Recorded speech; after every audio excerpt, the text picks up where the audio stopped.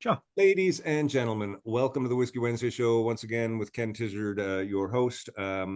We've got a very special guest today. As you all know, in the last year, I have rediscovered my passion for skateboarding, and I've been trying to find my way back into what fits my 55-year-old life as a skateboarder.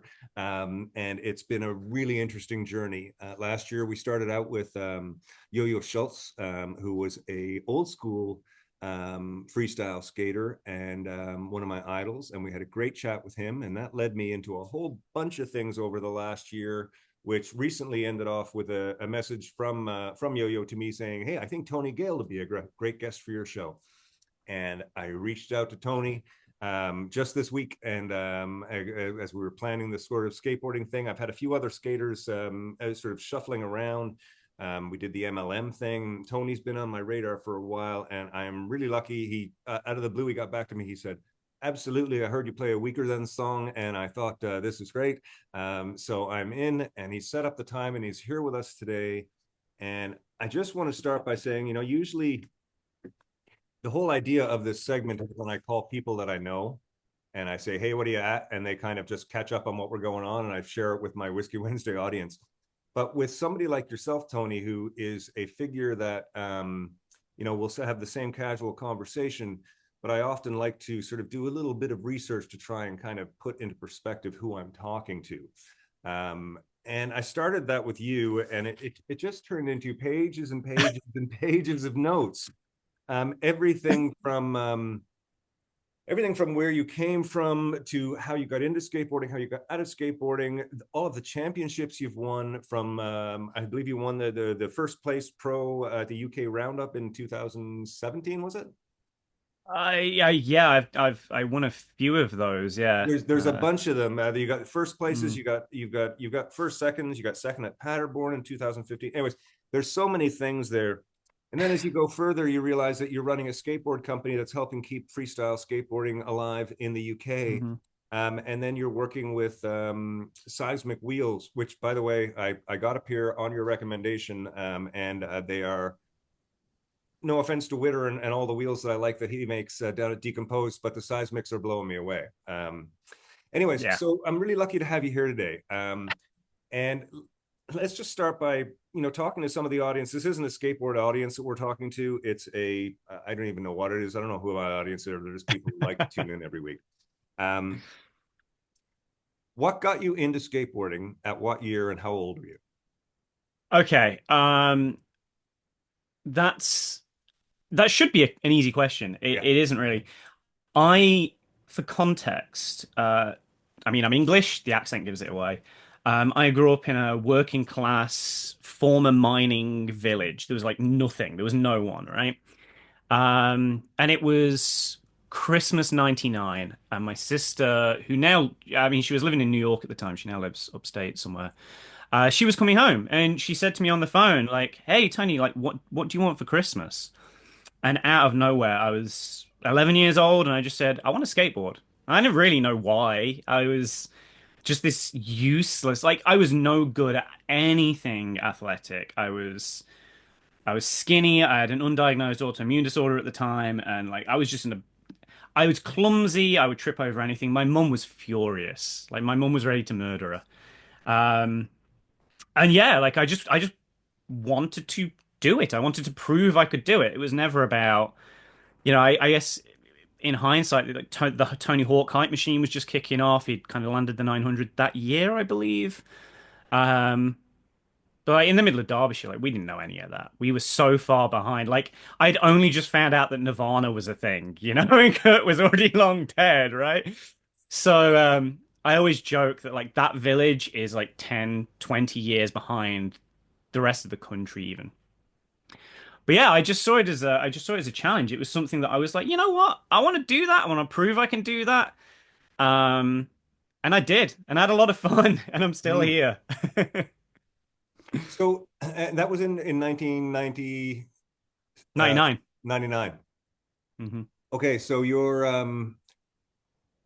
I'm just trying to put it in perspective with my own sort of skateboarding journey, which started like 82 to 80, 82 to 85, 86, really hard. as a Hmm. teenager in St. John's, Newfoundland. We had just gotten there was a bicycle store in town that had started bringing in skate decks, so you could get Vision, you could get the original Vision deck, you could get there was a jammer that was there, and a few other Powell decks. So Powell was just, the Bones Brigade was just starting. Again, small village and a fishing town in Newfoundland. There was no internet. We didn't get much in the way of even skateboard magazines down there. So skateboarding was this weird thing, but at the same time, as unusual and odd as the entire sport and everything about it is, it permeated as far as St. John's, Newfoundland, to a group of about 30 or 40 of us who, for a few summers, that was all we did. Like, it became a teenage culture point that was so impactful on me and my generation. And then I see people like you 20 years later having a similar thing. It's amazing that a piece of wood with four wheels on it can have that sort of attraction.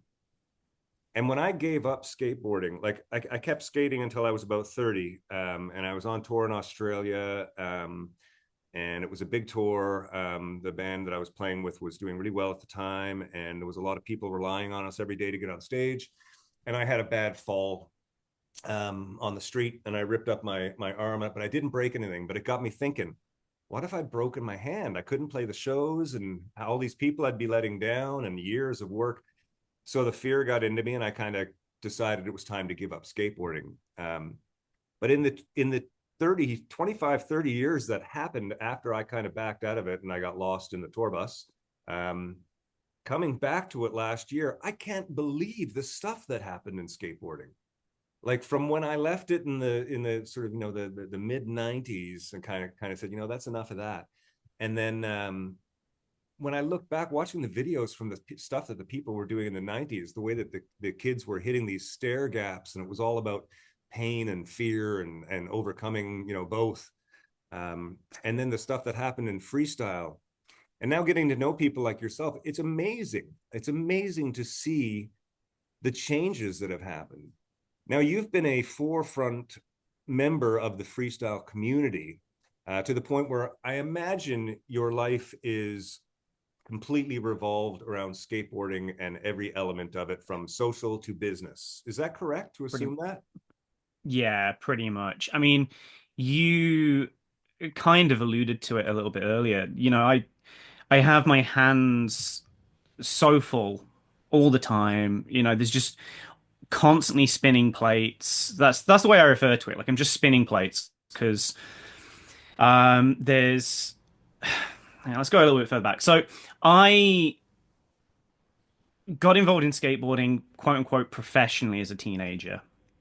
Started competing, started traveling a little bit, won a couple of events, and then went, like a lot of people, you get to a certain point, you're like, I better do normal things. I better have a normal life. And you get an office job, and I was working in CAD and training to be an engineer, and I went, you know what, this isn't fun. And I went off to university and did a degree in writing, and then went from there to publishing, and then went, you know what, this isn't fun. Um, along the way, I played music for a while and was in a couple of bands, never really got anywhere with it, and was like, well, that is fun. Um, but skateboarding kind of sucked me back in, and I ended up working for Jimmy Z, who you might remember. I'm Mhm. repping them right now.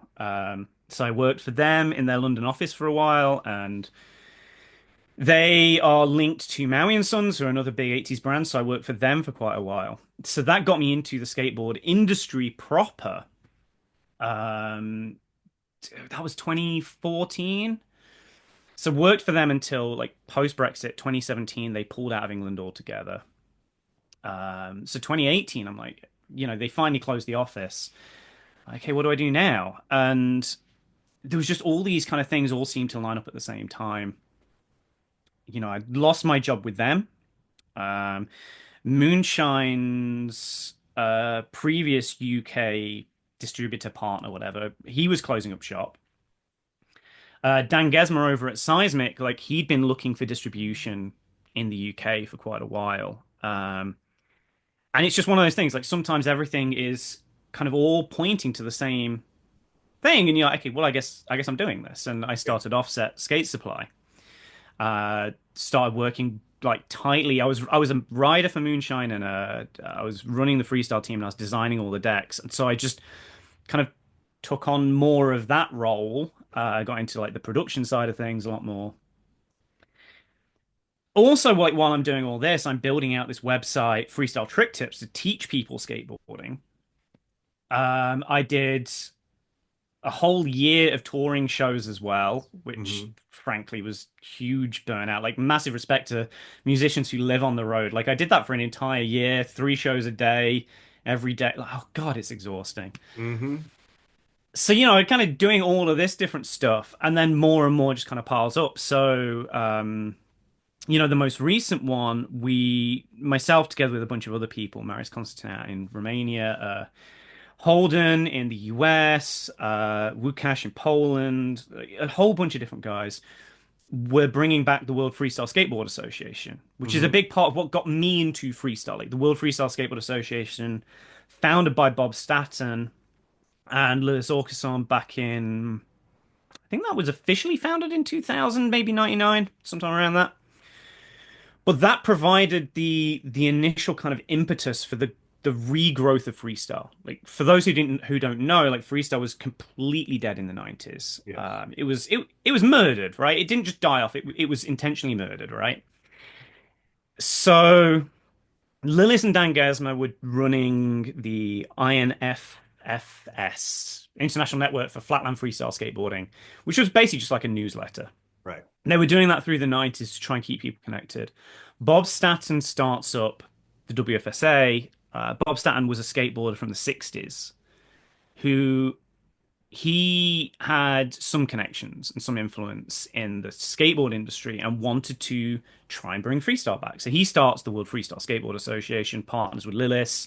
The two things merge.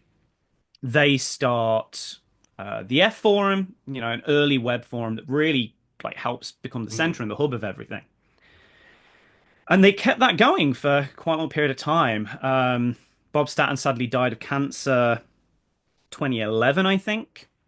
And then everything kind of fractured. Social media kind of, ironically, was supposed to bring us together. It actually kind of pulled everything apart Yeah. in a big way. So a bunch of us, professional skateboarders, professional freestylers, events organizers, have been saying for quite a long time, like, we need this hub again. We need this organization.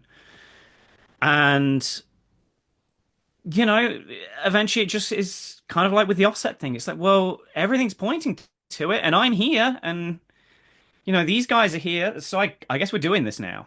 So Yeah. that has been my life for the last kind of 6 months or so, really trying to get that off the ground, and we finally launched and went public at the start of the year. So yeah, I'm a tired man, is what I'm saying. And it's the other interesting thing as I speak to more older skaters, I think the high percentage of skateboarders are in the 12 to 15-year-old category.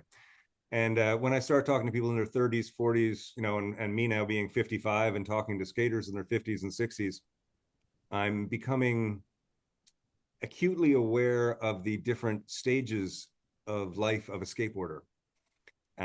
It's very interesting. I mean, I know for myself, you know, it's winter time here now, so I was wondering what am I going to do in the winter. I really enjoy what I've started. I'm loving the exercise benefits. I'm feeling better. How do I keep this going over the winter? So I set up in my shed a little sort of 5x4 space where I can just do some exercises, on the board, and I actually put in a set of gymnastic rings so I can do some work on some flip trips and stuff. And I don't have to fall every 100 times that I do it. I can just sort of catch myself if I need to, that sort of. Yeah. But personally at 55, I love a session going out into my garage and putting on some music, and rings or not, just moving around on the skateboard for an hour with very little Mhm. danger. I love that.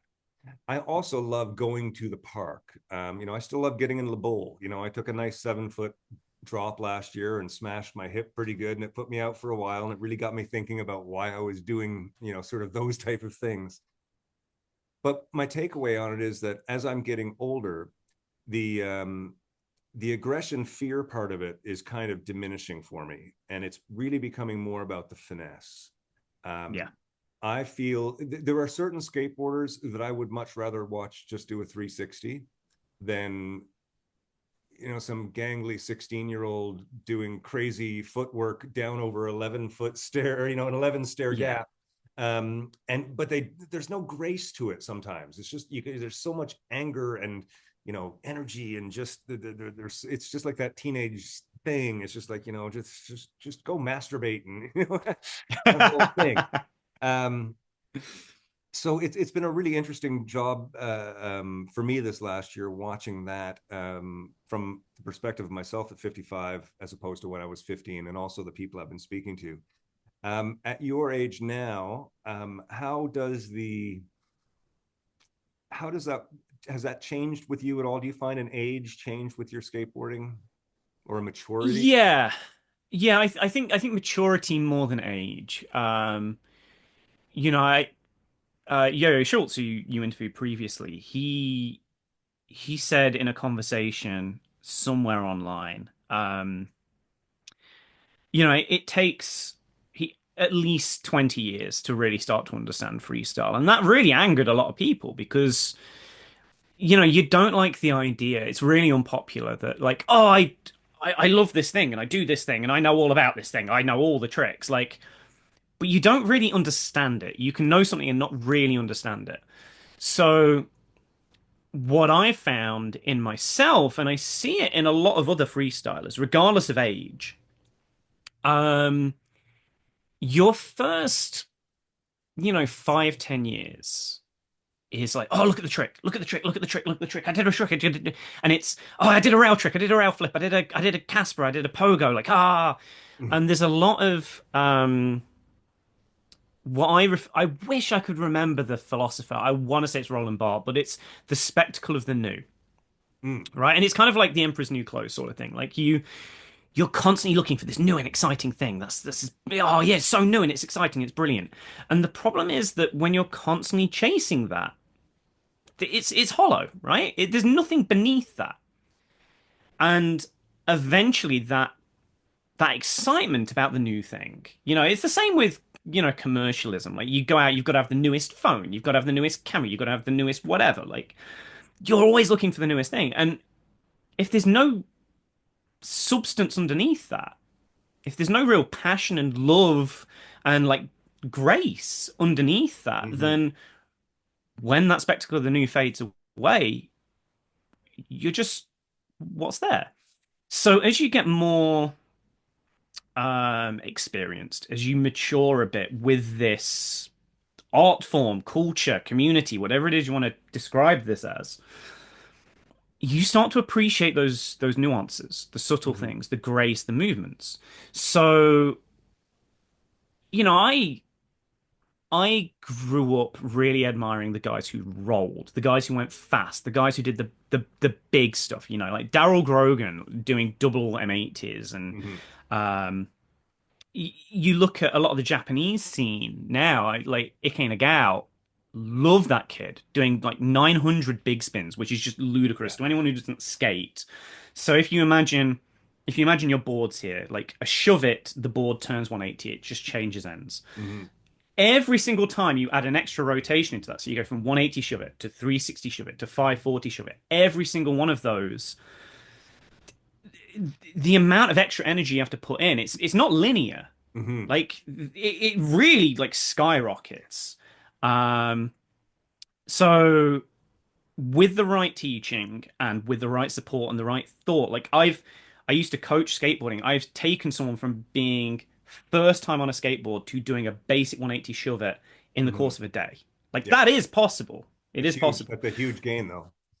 It's a huge game, but it is entirely possible. To go from there to 360 shove it is like that takes a lot. To go from there to 540 shove it, that is kind of a filter. Not many people can do 540 shove it's. To Mm. go from there to 720, you're talking like no. Like Yeah. this, very few people in the world currently who can do 720 shove it. So Nicky Nagao went, ah, that's not enough. I'm going to do a 900 one. Yeah. And that I can hugely respect. I can love it. But the reason I bring this up is he's not just doing it because it's new.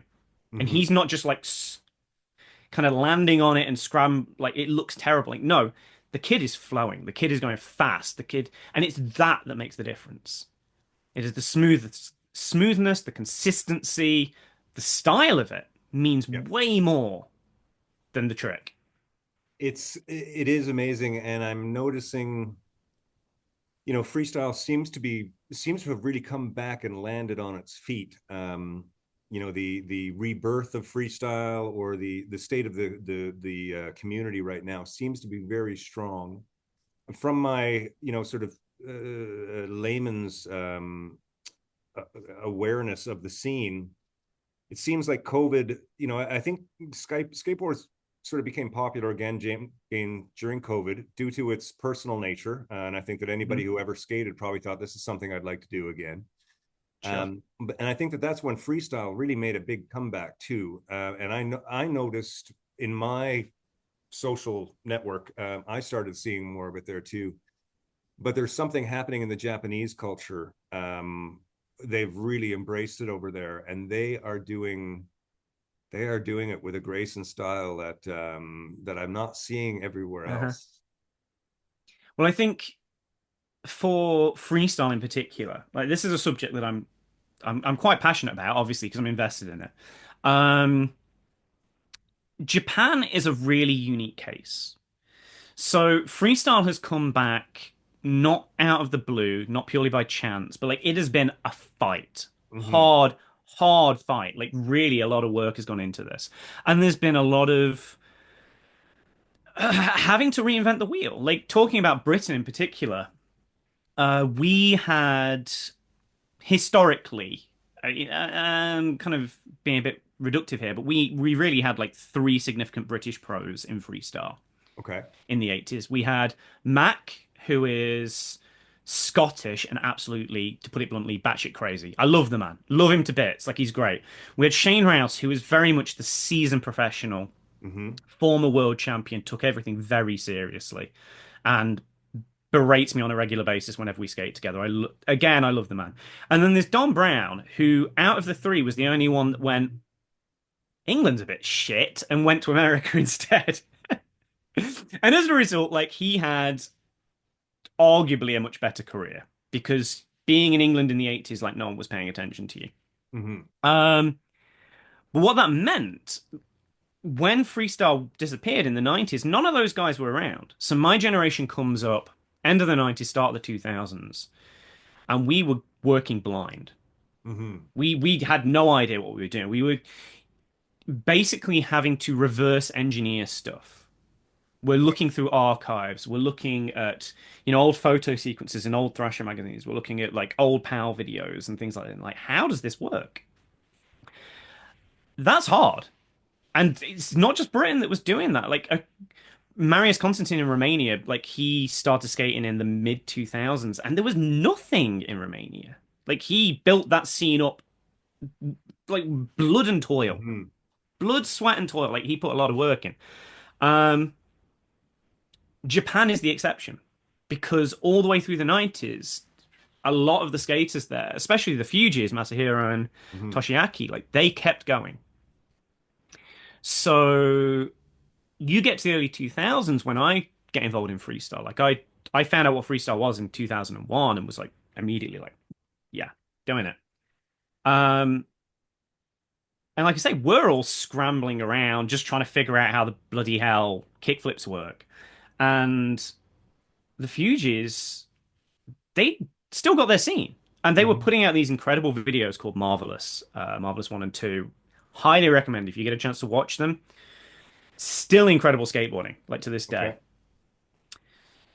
So then, as scenes around the world start to coalesce, and networking happens, and events start happening, um, new generation, new blood start coming in. The Fugees are there to teach them. Right. So then you get the Izumi Yamamotos, you get the Akina Gaos, you get these Kawasaki's, you get Yuta Fuji, Masahiro's son. Like Hmm. these kids didn't have to go through the crap that Right. we did. They just get Masahiro going like, do it like this, and they go, oh yeah, yeah, and they have this support. They have a culture of support as well, and a culture of like really. Like, Ike Nagao rides for Yeah. Moonshine, and he comes to these events. I hang out with him, and he's like so driven. He takes it all so Yeah. seriously. Yeah. There's no messing around. Like he's like, no, I'm gonna do this big crazy thing because that's who I am and that's what I do, and I want to make you proud. And I love that. And so they, you know, th because of this connection, because of this strong lineage, like they can build on that and keep going. What's that quote about the shoulders of giants, right? Yeah. So now again, like talking about stages, like life stages in skateboarding. I'm now 37. Had to think about it for a second. And I don't want to I don't want to say my best years are behind me. I would not like to think that. But I'm now in a position where I can say, no, I want to pass this on. Like, what's the point of me doing this if the second, like, if I get hit by a bus tomorrow, like everything, if I've not passed this on, it all dies with me, right? Right.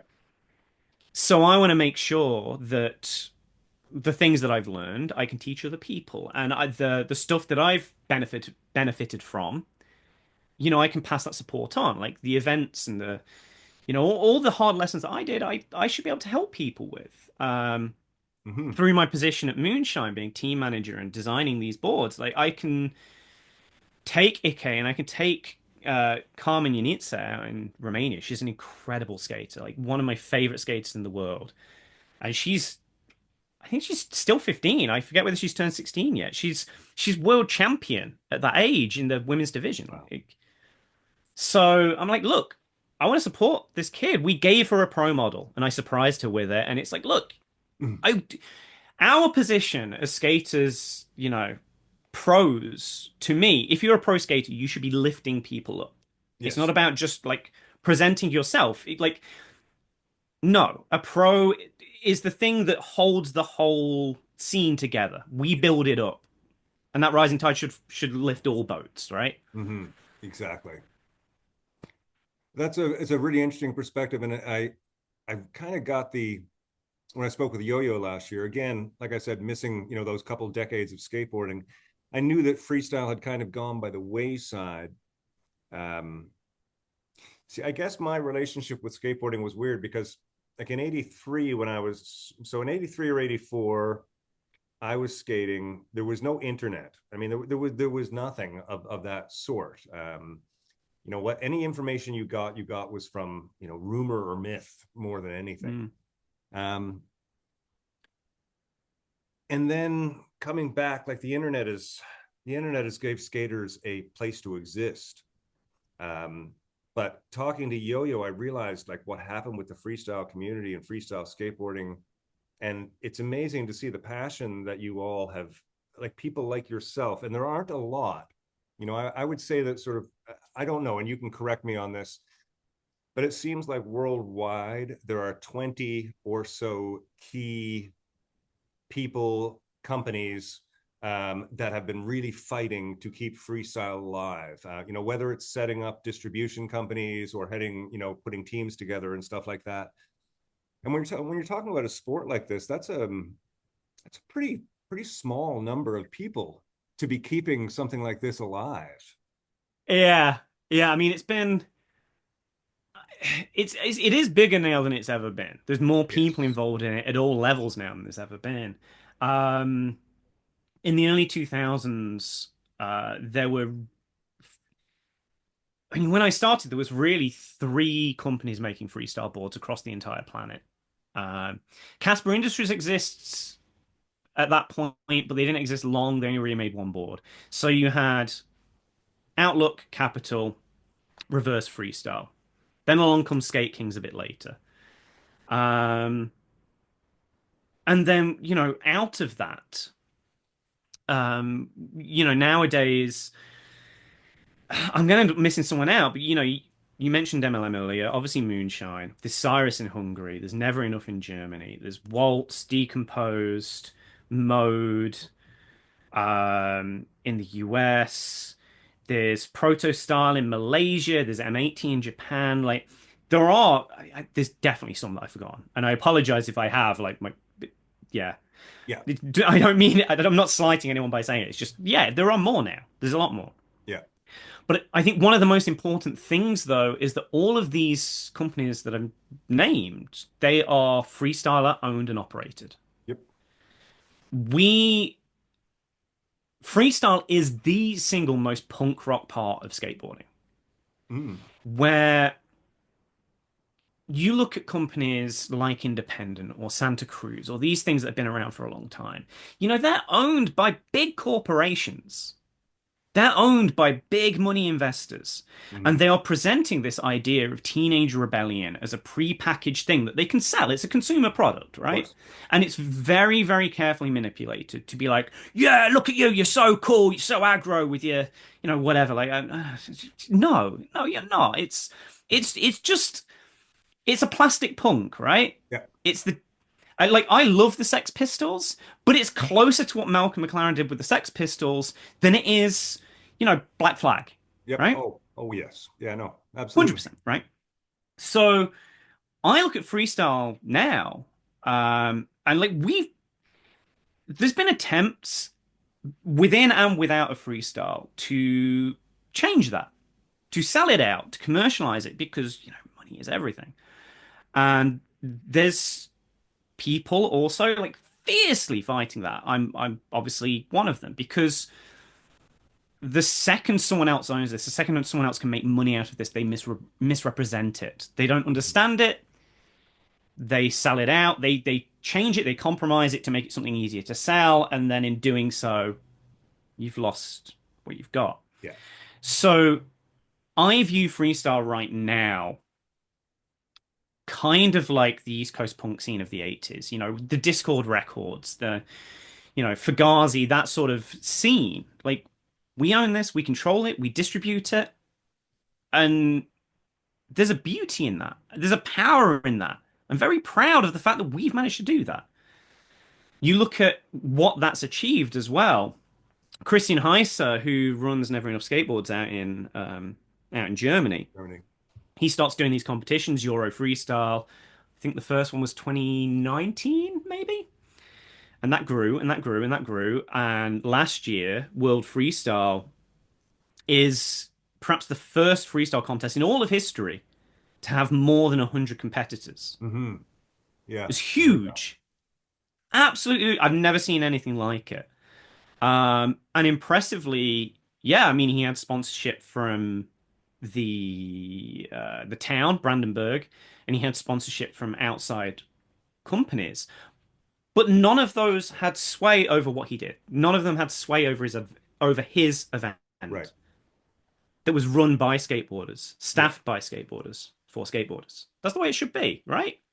Well, So I absolutely. would rather things stay small. I would rather things stay, you know, 20 people in the world, like it hinges on that. I would rather it stays like that than sell it out to some big corporation and have 500 people who have no idea what the hell they're talking about doing it. You're absolutely right. And the the parallel with the music business and using punk rock as an example, you're it's the same thing. Mm. You look at the best punk rockers and the best punk rock labels. I had Joey on the show recently from Joey Shithead from DOA, and Cool. I'm pretty sure that he's still stuffing envelopes in the basement. He wouldn't admit it. He wouldn't admit it, but I'm pretty sure he's still stuffing envelopes in the basement. And you look at those guys. You mentioned Fugazi. You go back to the Minor Threat days. Sort of skateboarding, living in the house, and putting out their own tapes and mailing out their 45s. That was the grassroots way to do it. And everybody I've met in the freestyle world seems to be doing that. My first connection was with MLM Justin Lloyd here in Canada, and when I wanted to get back, decided I wanted a freestyle deck last winter, and reaching out to him, and I went down to meet him, and it's this kid living in a basement of his mom's house, with a little set of with a stack of boards and a bunch of tools and some trucks, and Witter from Decompose sets him up with some stuff, and he's the Canadian freestyle company. I mean, that's he's the only Canadian person making freestyle decks. Otherwise, you can go to any of the major consumer places and buy a Mullen deck for $200, Which is, which is great. oh, it's not that deck. That goddamn Mullen deck is the second worst freestyle board I've ever skated. I won't mention the first one. I don't want to start that fight again. But it is truly atrocious, and it really angers me the amount of people who still idolize that man, considering how little help. Like, he is a multi-millionaire who ran one of the biggest skateboard companies in the world at that time, and he Yeah, at any point could have funded, helped, supported freestyle and freestylers, and he never did. And I think this is one of the other things that's made me so staunchly and fiercely DIY.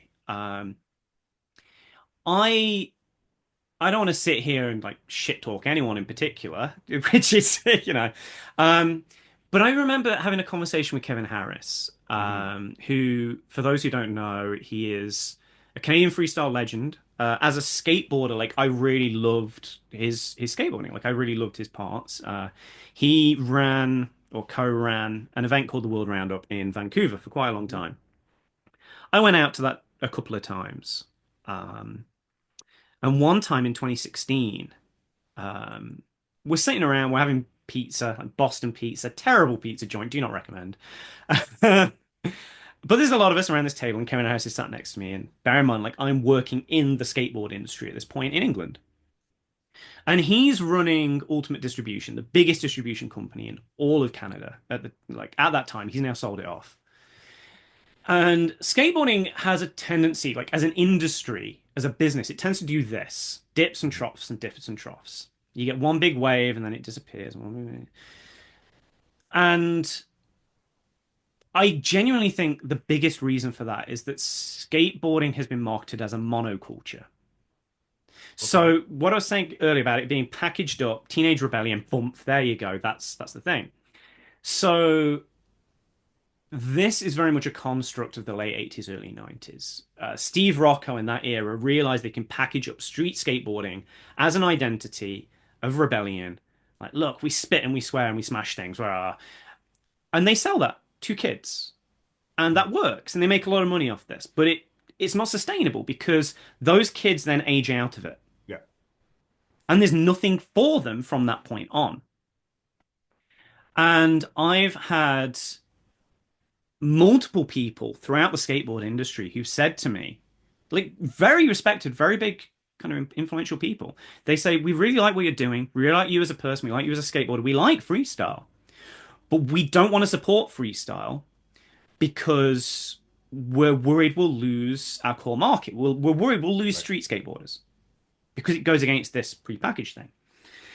So to bring this back to Kevin, we're sat there and he's lamenting that we're hitting one of these downturns, like big slump. Sales are down, shops are shutting. And I said, well, Kevin, this is your fault. You've run this big distribution company. This is your fault because you and people like you have just sold this one idea of what skateboarding is. right. And this is at the tail end of the penny board boom. All across the world, there's kids buying these plastic boards that are Yeah, useless. Let's be honest. Like, they're really bad, it's a but nostalgia they thing. roll. Yeah, Isn't it? Well, no, for them, that's the thing. For them, it isn't because these yeah, well, kids that's are right. too young, Yeah, right? But they get these things and they're fun. They're hmm, fun because they roll. There's no barrier to entry. They don't have to worry about learning to ollie. They don't have to worry about getting hurt. They just roll down the street and they have fun. That's what skateboarding is. The skateboarding industry and the skateboarding media unanimously slates them because the Penny as a company are not from within the skateboard culture. They're right.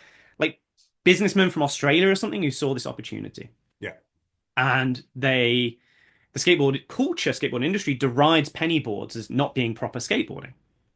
Because proper skateboarding has to involve ollies and handrails and whatever. Like, this right. isn't proper skateboarding, it's not rebellion. So all of these kids showed, like they were the canary in the coal mine. They showed that not all kids want to learn ollies. Not all kids want to learn tricks. Not all kids want to go down stairs and handrails. Hmm. And the skateboard industry, rather than look at that and go, oh, actually, yeah, maybe we should try presenting something that is interesting for You know, young kids and women and old people, like they had no interest in that. They'd Hmm. already pushed freestyle and vert and slalom aside. And I said to Kevin at the time, like, if you look at what these kids are riding, these penny boards, they're just plastic versions of a bad freestyle board. And if you take those kids and show them a flat nose freestyle board, a single kick, Hmm. you know, Kevin Harris's old pro model was smaller than some of these penny boards. Yeah. I said, if you show them this board and show them, look, this is something you can still roll on, but maybe you can play, maybe you can do tricks, maybe you can do this stuff. And I knew this because I saw it happening in London. I was showing these kids and they're like, oh yeah, actually, that's really cool. But Hmm. the industry was so blinkered and all they cared about was this bottom line and this marketing scheme they already had set in stone. They weren't interested in that. And so again, we keep this cycle going. We keep doing this. Hmm. The businessmen just don't get it because they don't care about the culture. They don't care about the overall ecosystem. They just care about board sales. That's it. It's very interesting. I've spent my life in the music business, and I could tell you stories that would make your eyes roll to the back of your head about how corrupt the music business is. Yeah. And I'm aware that those stories apply to almost any other business. Hmm. And again, as you know, as an adult now, sort of talking to people who are in the business of skateboarding, as well as being in the industry and the social stream, um, it's pretty fascinating. You know, it's the same rules of greed and mass marketing apply everywhere. You know, and I mean, in my life, you know, in my interests, it's been everything from punk rock and tattooing through to music and skateboarding and sort of all those things. There's an amazing there's an amazing culture that starts all of these things out of passion and drive, and it's fascinating to watch corporate infrastructures come into place and fabricate and in a lot of cases essentially destroy the initial Yeah. intention of it all. Yeah, I um, mean, this is one of the things, you know, not to rant on about this too much, but one of the things that I'm proudest about with freestyle is the inclusivity of it. mhm, You know, I can go to sessions anywhere on the planet and like I'm a 37-year-old white bloke mhm, and there'll be, you know, people as young as 8 and people as old as 65, even older. Um, male, female, trans, black, white, Asian, you know, yeah, all of these different demographics, they're all welcome. One of the other things that I think is very important is freestyle. So, okay, when I first got into skateboarding overall, like it was a home of weirdos, right? yeah, And I assume much the same for you. Like you'd go to school as a skateboarder and you were the odd kids, right? That has been completely hammered out through the last 20 years of marketing and just mhm, restructuring effectively. Freestyle is still a home for those weirdos. And mhm, some of those weirdos are some of the most interesting people I've ever met. There's so much kind of intellectualism and neurodivergence and creativity. Um, Scientists, artists, musicians, incredible minds. And freestyle, like, it gives a home for all of those people. And I worry, going back to this fight, you know, the desire to kind of mainstream it, you know, mhm, those mentalities, those people are not compatible with a mainstream, like, marketable thing. mhm, So by trying to homogenize this to make it into something that, you know, oh yeah, but we've got so many more skaters and our board sales have gone up. That's great. But you've also lost this home, this refuge for all of these interesting, creative, and diverse people. I think that's very important. That enriches us, it enriches me as a person, it enriches freestyle overall. We need to protect that. mhm. So the key is to get the word out to the people who fit into the every niche has an audience, so to speak. Yeah. It's to get the word out to that without homogenizing it so that it kind of hits a larger audience, and that Mm. I think that that's always a struggle. Artists of all forms go through that all the time. Some of the best chefs in the world cook for 10 or 20 people a night. The best artists in the world are producing, one or two pieces of art a year. And then you've got, McDonald's serving a billion people a day. It's both sides are there, and it Mm. will be. I am really it feels weird to say I'm proud of the freestyle community because I haven't been there for the 20 or 30 years that people have been fighting for it, but I do have a strange sense of pride for the fight that you've all put up in the last. It's really been the last 15, 20 years. Is that correct? Yeah, I mean, as I said earlier, things really begin in 2000. In 2000, M- yeah. The very, very first kind of new age competition was in Sweden in the year 2000. Then there was a slightly bigger event in somewhere on the west coast of America around that year. That's really like what lit the kindling, and Right. everything kind of goes from there. So it's the best part of a quarter of a century now. Oh, I don't like Yeah. that. Well, I'll tell you my first freestyle experience, and you'll laugh, but it's all based on ignorance, believe me. I'm 14. No, I'm 16 years old at this point. I've been skating a McGill for 2 years. Mhm. 169s, Kryptonics, sort of very mid 80s stuff. Textbook book classic. Like that's a solid setup, right? Absolutely, absolutely. Yeah. Um, and we had somebody in St. John's had just gotten one of the Bones Brigade tapes, and it was the first time it was circulating through the party circuit. Like the after gig, sort of 2 o'clock in the morning, everybody's hanging out at somebody's house, and the VHS starts getting played. And I saw Mullen doing some freestyle stuff. And I'd never seen freestyle in my life, and I'd never seen any of these tricks. Like, I mean, boneless was kind of a trick that I'd heard of, and some of my friends were doing it Mhm. off, trying to do it off of a car tire and stuff. Um, so, like I say, in St. John's, skating that big deck. Now, part of my skate routine every day was to get up and leave home and make my way downtown, which would take about 2 hours. I'd skate over to my buddy Clark's house, which is about 5 kilometers away, and then down another sort of 6 kilometers. At the end of the day, I was doing 30 to 50 kilometers a day of just basically pushing. Good Um, man. Good man. it We wasn't a lot like of that. skating. It was just more pushing and getting where you were going. Yeah. And that was great. But I decided that I wanted to do what this cat was doing on his board. Mhm. So I put the word out around town that, I'm looking for a freestyle board. We found one person in St. John's who had a Mullen setup, and they had agreed to trade Okay. it for me for my McGill setup. And I said, Okay. well, I love this. This is great. Now you've got to remember though, the only thing I had was this weird recollection of watching a video in the middle of the night. And all of a sudden, I'm going 30 kilometers a day around town on a Mullen in St. John's, Newfoundland. And I did that Oh, for an entire glorious. year. I pushed the hell out of this thing, but I didn't I mean, know. I, Know the trucks were supposed to be tight. I didn't know. I didn't know anything. There was no institution.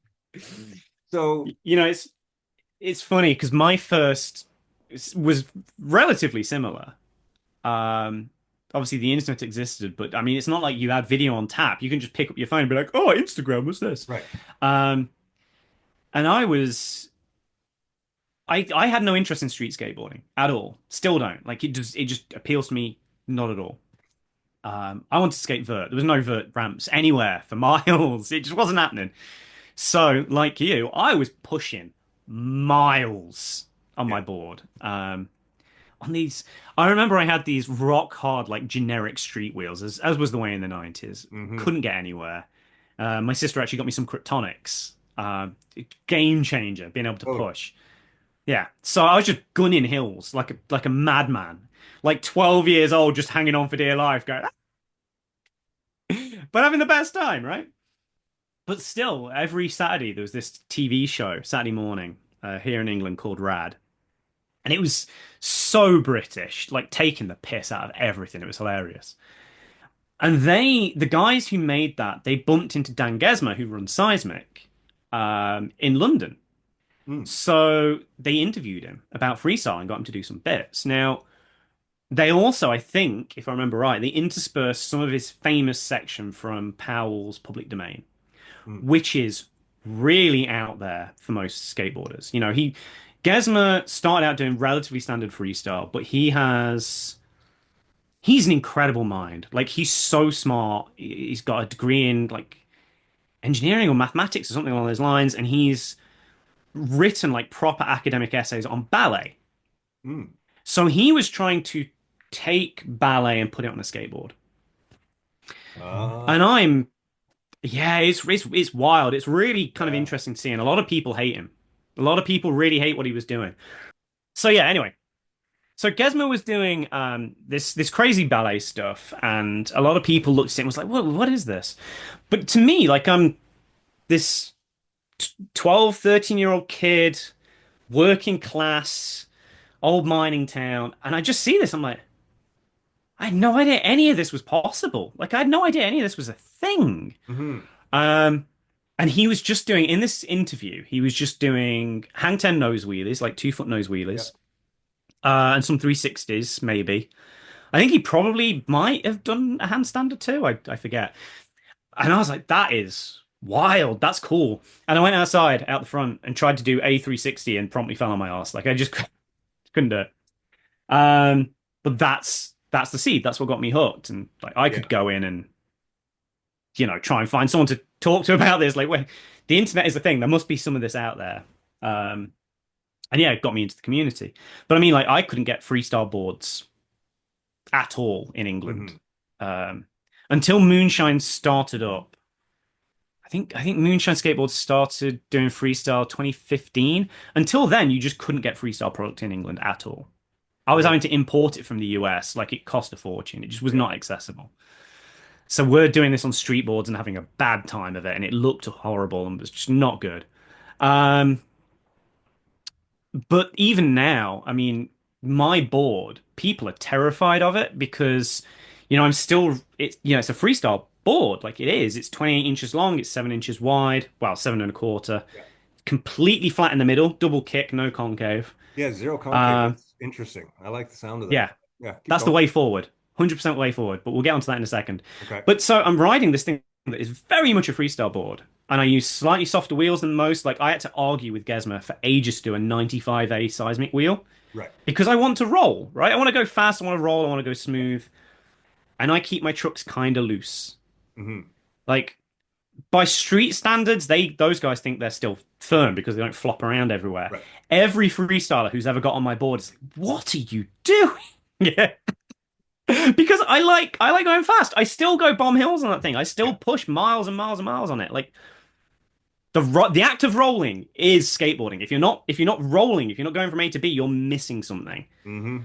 I, That's where I am too. I know. yeah. I love I think stationary it was tricks. I love the feel of them, but it's hmm. it's about moving, for me. And I think it was Mark Gonzalez who said very accurately, you learn more about skateboarding pushing from your house to the shop than you will from hours at a skate park. Yeah. You Yeah. can see that in skateboarders, like not just freestyles, but street skaters, vert skaters, whatever. Like the guys who do not just push down the street, the guys who get in their car and drive to the skate park, like Yeah. they're not learning. They don't develop as fast and they don't look as smooth. Riding is everything. Just rolling is the key. I had a really interesting time this year. I went to my first ever skate competition. Uh, Mm. it was at the local skate park here, and there was about 25, sort of guys there, one female. Um, but it was very interesting. This is the skate park that I go to every day. And for me, I go to the skate park. There's a flat area where I do some freestyle stuff.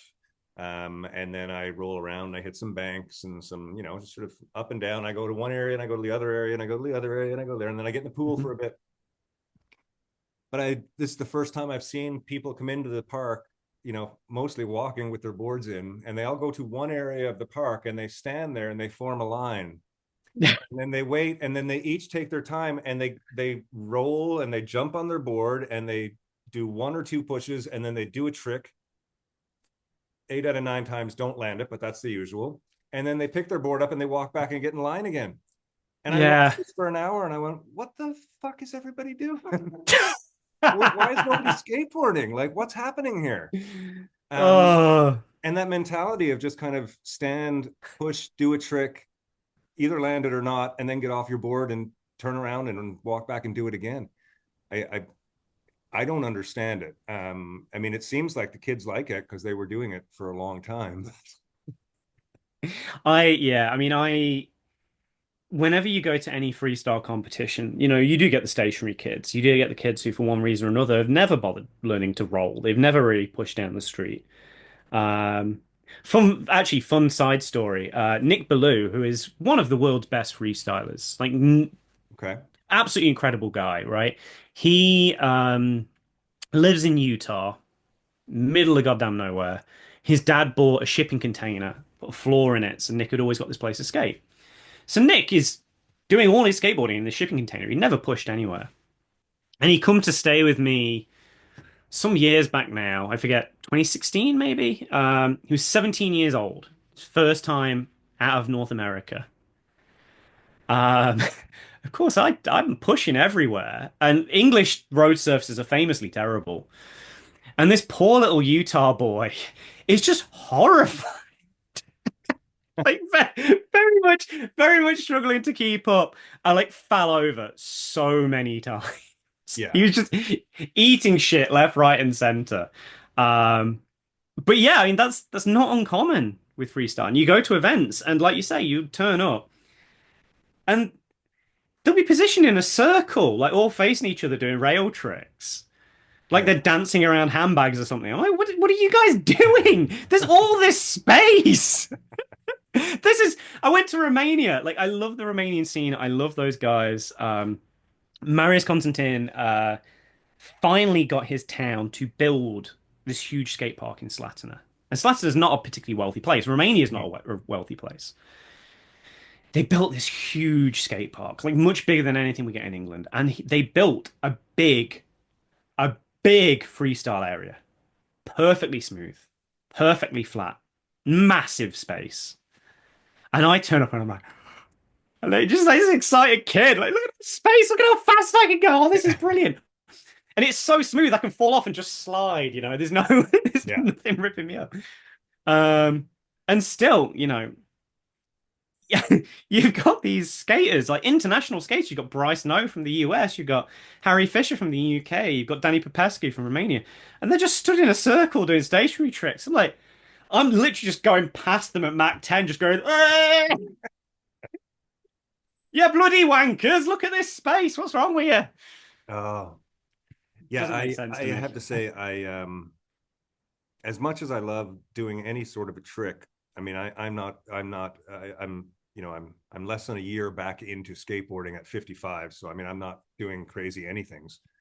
Um, but just learning simple things, walk the dogs and stuff like that. It's a fantastic thing to, sort of just feel the movement again, Yeah. and that's what at 55 years old, that's the big thing for me was sort of a trying to stay healthy and get off the couch, and b you know accepting skateboarding again in my life, which has just been, in all honesty, the last year. I mean, I can't believe that I ever stopped it. It's just like, why did I ever? And I do remember exactly what happened. I mean, Yeah. it was that sort of a late teenager, sort of moving out with my first girlfriend. And all of a sudden, there was lots of drinking and sex and things that sort of detracted me from the skateboarding. And then my music career kind of took off, and I kind of kept doing it. But it was, yeah. So I kind of see where it disappeared. But now looking back, I feel bad for missing all those years. But thank God, people like you kept it going. Um, Yeah, I mean, I went through the same thing, because I gave it up for like 4 years, whatever. I made it precisely 2 years without any skateboarding, and I was living in Cornwall, which is incredibly hilly. Um, and they had a good longboard scene. And this is 2009. It's when longboarding's first starting to really yeah. build as a community, as a thing. And I went in this skate shop just on a whim, started looking. Oh, I wonder what's selling. And they had this beautiful like pintails are not people don't like them now, but it was this beautiful GNS pintail. Oh yeah. Uh, The Really wood like grain one with the 40. red stripes? No, they called it the Aloha Black Tip. It had like a Hawaiian style graphic on, Okay. but it was 44 inches long, basically like no tail, no nose at all. Hmm. These 180 mil trucks, not that big, yeah, yeah. Yeah. Um, and like seven, I think there was 70 mil wheels, some lush avalanches. I remember that, and they were beautiful, beautiful ride. So it just took me back to being a kid again. So, Mm. like immediately, just getting on this thing and just going really fast down hills. Yeah. This is the best. And then, because you can't really do tricks on this thing, like there's no kicktail. Hmm. So I was like, well, what can I do? And I start getting into like dancing on it. Yeah. And like you're saying, it's the act of movement. It's feeling that movement.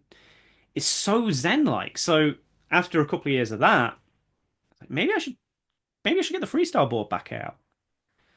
And that time on the longboard had really improved my freestyle, really improved my style, like my core and like composition and all that sort of stuff. But immediately, just like, oh my God, why did I ever stop doing this? Yeah. It's a weird passion to have reignited, isn't it? It's a Mm, very, very interesting thing. yeah. Um, I had a I'm part of the well, as I mentioned MLM earlier, I work closely with that company in Canada, and I reached out to the team riders there today, and I said that I was going to be chatting with you, and what were the type of things that Canadian freestyle people wanted to know. And the one resounding question that came up, aside from the state of freestyle and what you think it is, I think we've kind of covered that. Sure. Um, and this is something that I think that a lot of people, are really interested in, skateboarders, anyways. Mm, Um, you know, a we spend so long trying to find the right deck. I'm still on hmm that journey. I'm loving freestyle decks, but I'm having a problem with the 27-inch length. hmm So I've just started using actually this side, the Revive. They've got hmm a bunch of 7.5s by 31s. So it Oof. feels like a freestyle deck, but it's really long. And it's sort of Yeah. it's a weird thing, but it kind of fits under my feet.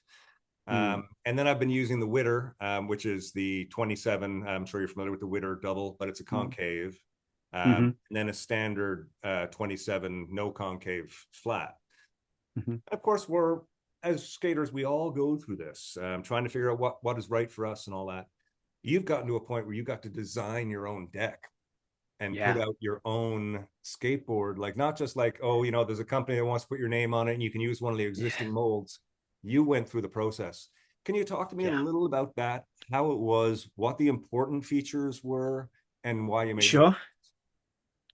It's not going to be just be a little, I think. I think this is perhaps going to be No, I quite a know. long one. Uh, um, okay, so the lead up to that, I think is as important as anything because Adam Nana, the guy who started Moonshine Skateboards, he's an old vert skater. He always had a respect for freestyle, but he was a vert guy. So he didn't know anything about making freestyle boards. And he basically said to me when we started doing freestyle, you're in charge. Whatever it is you say goes. You choose the team, you design the boards, whatever you need, I'll make it happen. So our first boards were basically me trying to create kind of like a freestyle multi-tool, something that's good for everyone, but not really honed in. But my goal was always to try and do things that were very specific because I see a lot of companies within freestyle and, in the street as well. Like you say, they just kind of slap a name on something and go, there you go. Mm. Um, and I know that's not how freestyle works. Like all of our trick sets are really nuanced and individual. So our board should be too. That's my logic. So a couple of years go by. It becomes apparent this is viable as a company, as an idea. And Adam goes, right, we're going to do pro models. You're first. What do you want to do? Okay. I can do anything. Yeah, anything. So I rode every board I could get my hands on. Every single board, like big, small, no, anything I could find, I would try because I wanted to understand all of these nuances, Mm-hmm. but like little things, like the way the angle of the kicktail, the radius of the kicktail, like how smooth that curve is, the position of that in relation to the trucks, all of these things, they all make a huge difference. Mm-hmm. And as a result, like my Pro model when it came out was exactly what I needed for my tricks and my trick set. So we've got no concave in the middle because the Mm-hmm. concave, um, as an aside, I play banjo a little bit. I'm not particularly great, but I do play banjo. Yeah. And I once heard a banjo player say like, "Oh yeah, frets on the banjo are like speed bumps. They just get in the way." That's the way I feel about concave. Like concave exists to make a board rigid and to hold it to your feet in midair. Mm-hmm. Neither of those are useful in freestyle, so we'll just get rid of it. Like it's there was one board, I won't say what, like because of some of the tricks I was doing, I was pushing down so hard on the concave, I actually split the board lengthways. I'd Really? never seen that happen. Yeah. Wow. Basically, by the time I finished skating on that board, you set up for a kickflip, both feet in the middle like that. Yeah. And I could push down on both feet and push the concave completely flat. So I was like, okay, so this really is not helping. Plus, there were some boards that I was skating where, the concave was super steep because it holds it really rigid, Yeah. which is great if you want something that pops really well. But the problem is in freestyle, quite often you're landing hard on the tail because you're trying to catch things to a pivot or to a revert. Mm-hmm. Um, so you're landing hard on the tail, and there's nowhere for that shock to go. There's no give. So what Yeah. happens? Tail snaps off. And I realized from skating a couple of flat single kicks, like that doesn't happen because, yeah, there's a little bit of flex in the middle, but that flex helps dissipate that shock. Mm-hmm. So I said to Adam at Moonshine, like, I really want to do this board. The only other board that had ever been made like this is one of Rodney Mullen's last freestyle boards for World Industries. Okay. He was involved in the wood shop there and he made a prototype mold to make a completely flat double kick. Mm-hmm. No one else had ever done that. And I said this to Adam and I was like, look, there's no mold for this in existence. We're going to have to pay to make that mold and it's not going to be cheap. And he went, well, we'll pay it. I believe in you. I believe in what you're doing. Like, I love Adam for this. He just went, yeah, all right. If you think that's what works, I'll pay. We'll do it. That's amazing. Yeah. And there was a bunch of other things like the side cuts that a lot of people are copying now. Like I lifted that from uh, Hans Lindgren's board for when he was skating for Schmidt sticks. Like Yeah. he had like the nose was a funky shape, but he had these side cuts. Like it got narrow in the middle. And I talked to the Swedes and I talked to Lindgren about it. Talked about the reasoning for it, and I realized it solved a couple of my problems. Um, Namely that I do so many Casper disasters where you're spinning on the edge of the board. It wears the board away at the trucks. So you start with a straight line, but then you wear that part away, and you end up with Mhm. like a domed kind of rail. Yeah. So if you take that side cut like that, and you wear Mhm. these bits away, it wears down to flat. So the board Mm. lasts longer. Oh, I But see. also because of the fact you get closer, like when you're doing kickflips, you have to kind of like hook in on the rail. And that taper actually gets you more power. I could go from doing doubles to triples really easily, and I had more control over it with these side cuts. So we released this board, and it's 28 by 7.3, 7 in the middle, no concave, really mellow kicktails. And everyone at the time's like, what is this? The amount of comments that were just like, and messages to me like, what have you done? Um, and that was 2017, and now I'm seeing boards like all over the place that are very, very clearly derivatives of what I designed back then. So it's nice for me to know that it was well received and it sold really well.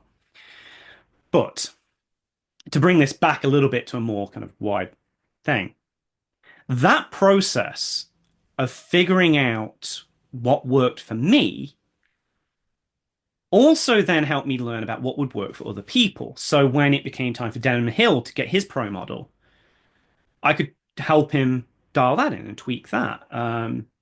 One of the other boards that I was really proud of, we did a board for Dan Garb, who used to ride for Moonshine, and he wanted a single kick that would work well for ollies.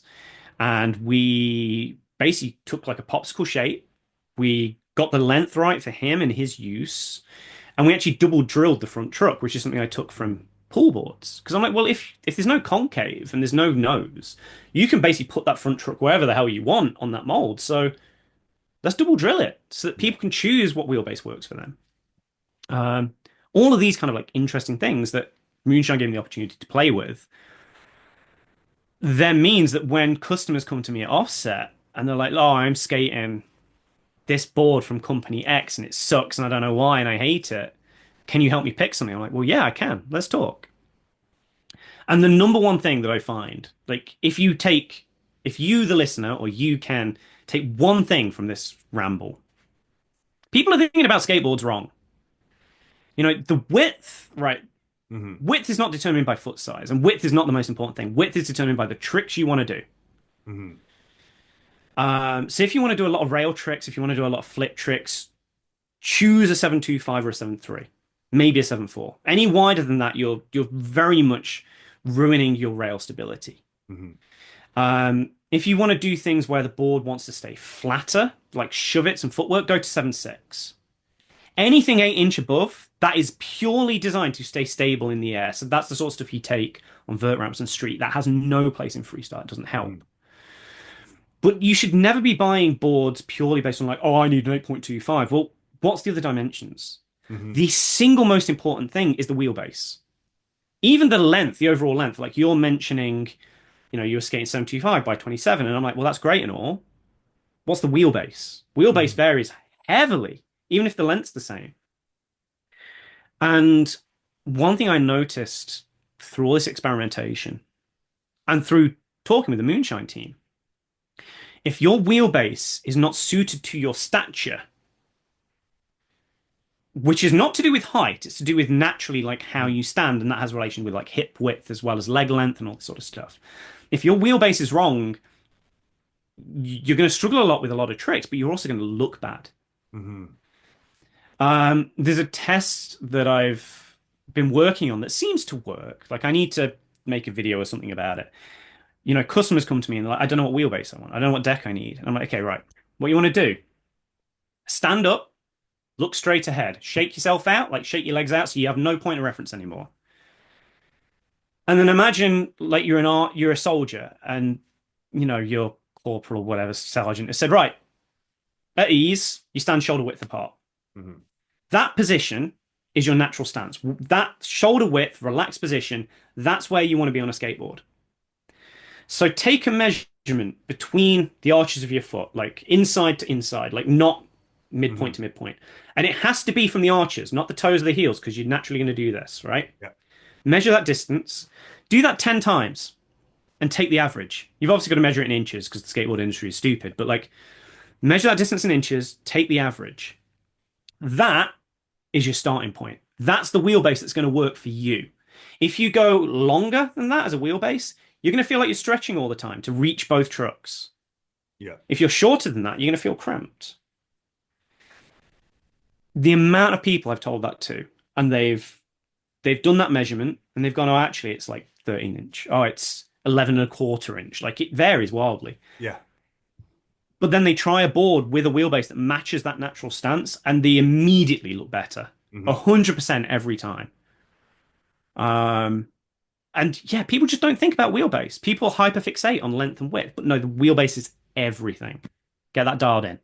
There's been there seems to be a lot more conversation about wheelbase happening nowadays. Mm, And I'm noticing that too in the board companies too are starting to stress wheelbases and stuff. I often yeah. wonder with a lot of the new mediums that come out, wheelbases, deck sizes, truck sizes, if it's how much of it is just marketing by the industry to continue sales. It's like the music business. You've got cassettes, you've got 8 tracks, you've got LPs, Mm, you've got CDs. You buy the music over and over again, but once you buy the Clash record on cassette, you own the copyright. You shouldn't have to buy it again on CD and yeah. again on, like, but they do that to keep the product moving around. um and I'm often curious when I see these conversations online with the companies, how much of it is just like, oh, you need something different.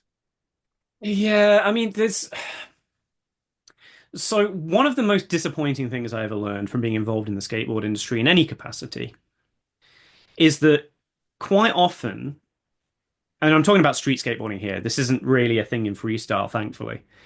But if you want to buy a Rodney Mullen board and you go into the shop, you're like, oh, I really love Rodney Mullen. I would like a Rodney Mullen Pro model, please. And then they go, here you go.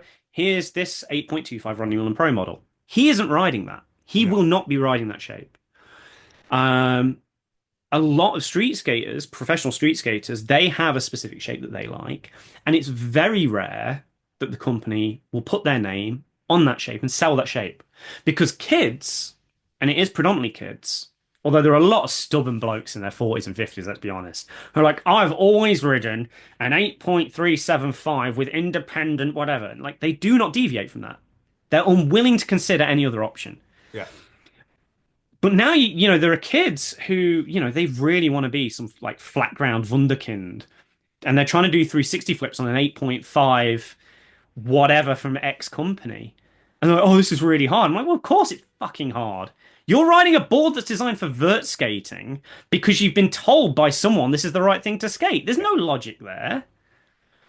And sadly, like, I do know there is a certain degree of that slipping into the freestyle market because there are people coming in from street skateboarding who've never ridden a 7.3. They've never ridden a 7.5. They've only street skated since the 8.25 paradigm became a thing. And like, oh, these boards are too small. We need bigger boards. You don't. You actively don't. Yeah. But then it's easy. It's very easy as a company to go, well, you want an 8.0 and 8.25 freestyle board. We'll make that for you. It's It's not a no. freestyle board. Going back to what I was saying earlier about being a professional, I firmly believe that it should be our, role to educate. Yeah. And if that means saying, like, look, mate, I'm sorry, like, you've come into this from street skating, you have to throw out everything you think you knew, Hmm. because that doesn't apply here. And, you have to think about this all differently. It's one of the allegories that I use quite often is you would not try and race, in Formula One using a Subaru Impreza. Yeah. That's built for a rally, mate. You know, if you try and like enter a Formula One race with NASCAR vehicles, they're just going to turn left consistently and crash. Like, no, you need to have the right car for the race you're going in. And the Yeah. same thing happens in skateboarding. Yeah. I agree.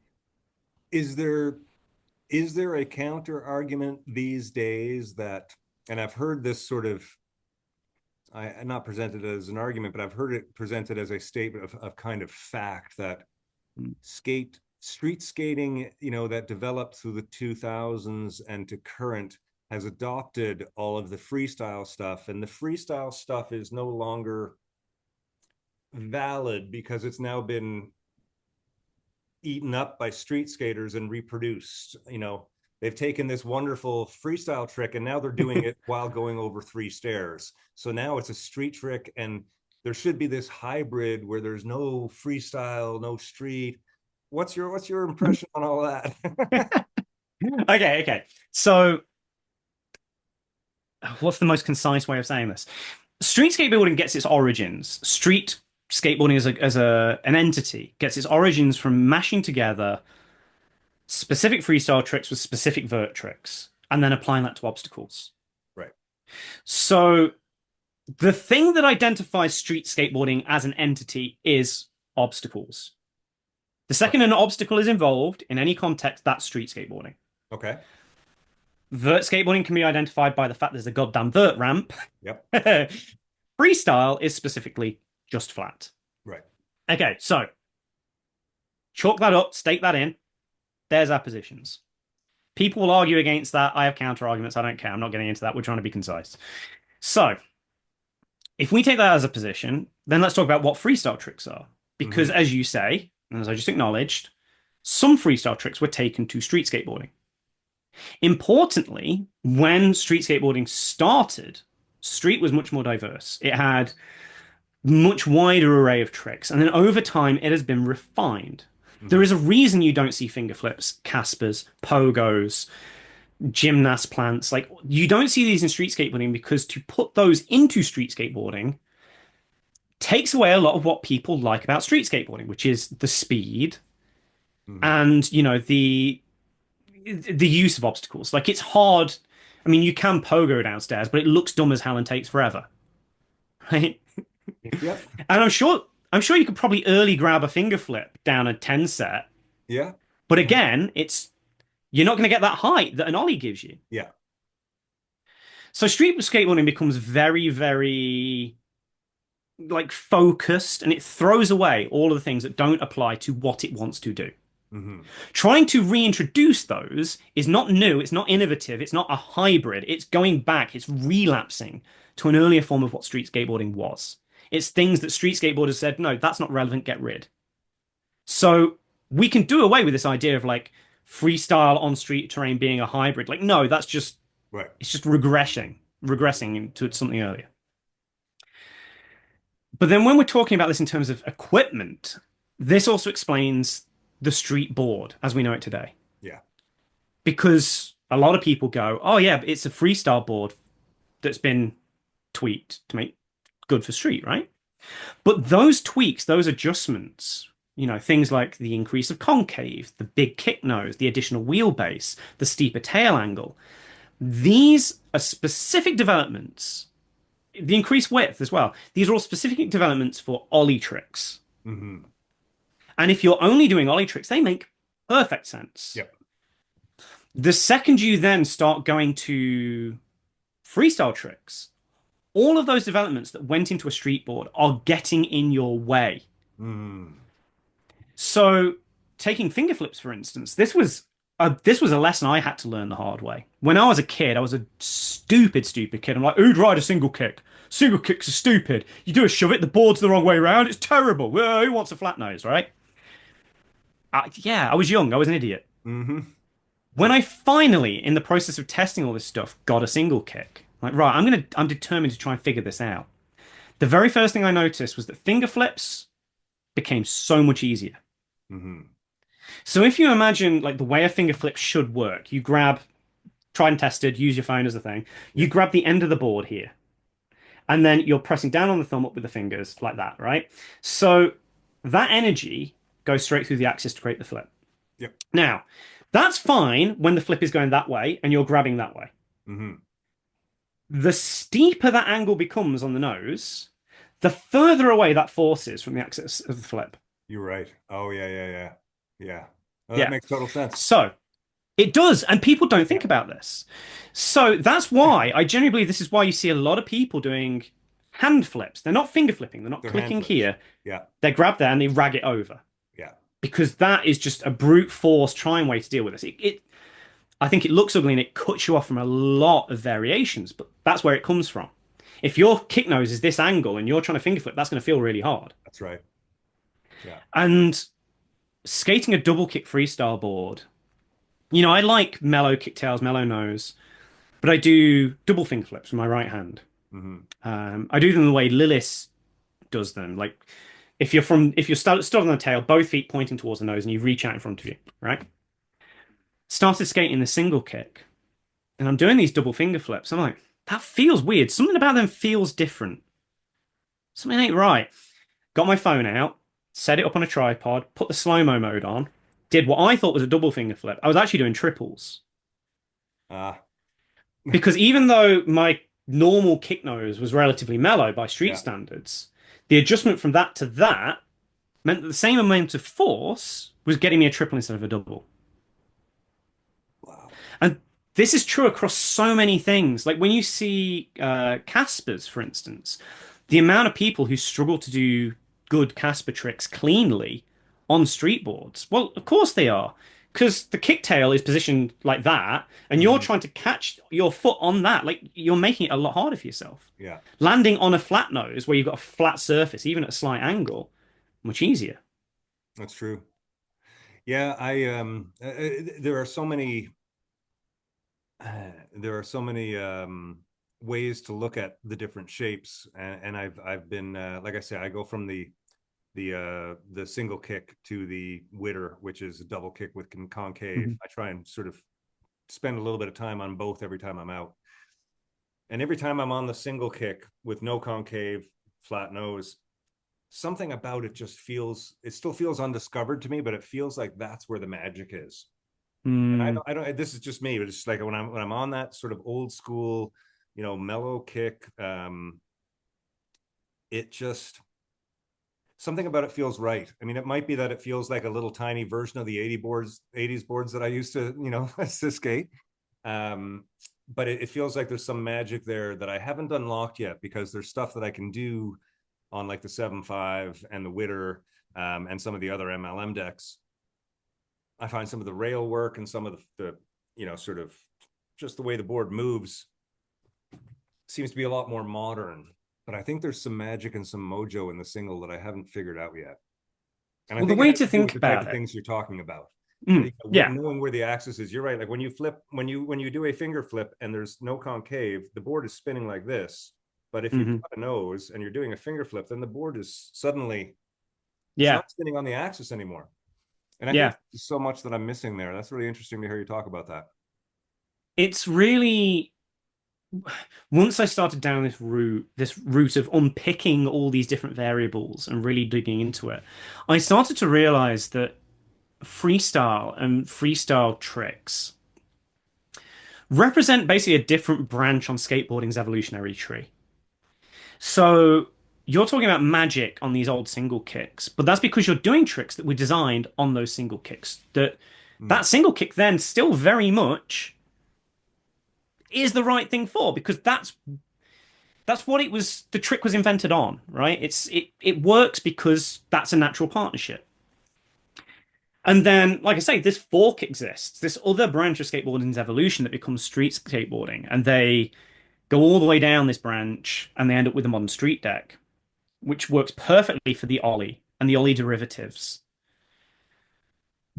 But it's so far away from Yeah. where all these freestyle tricks still are.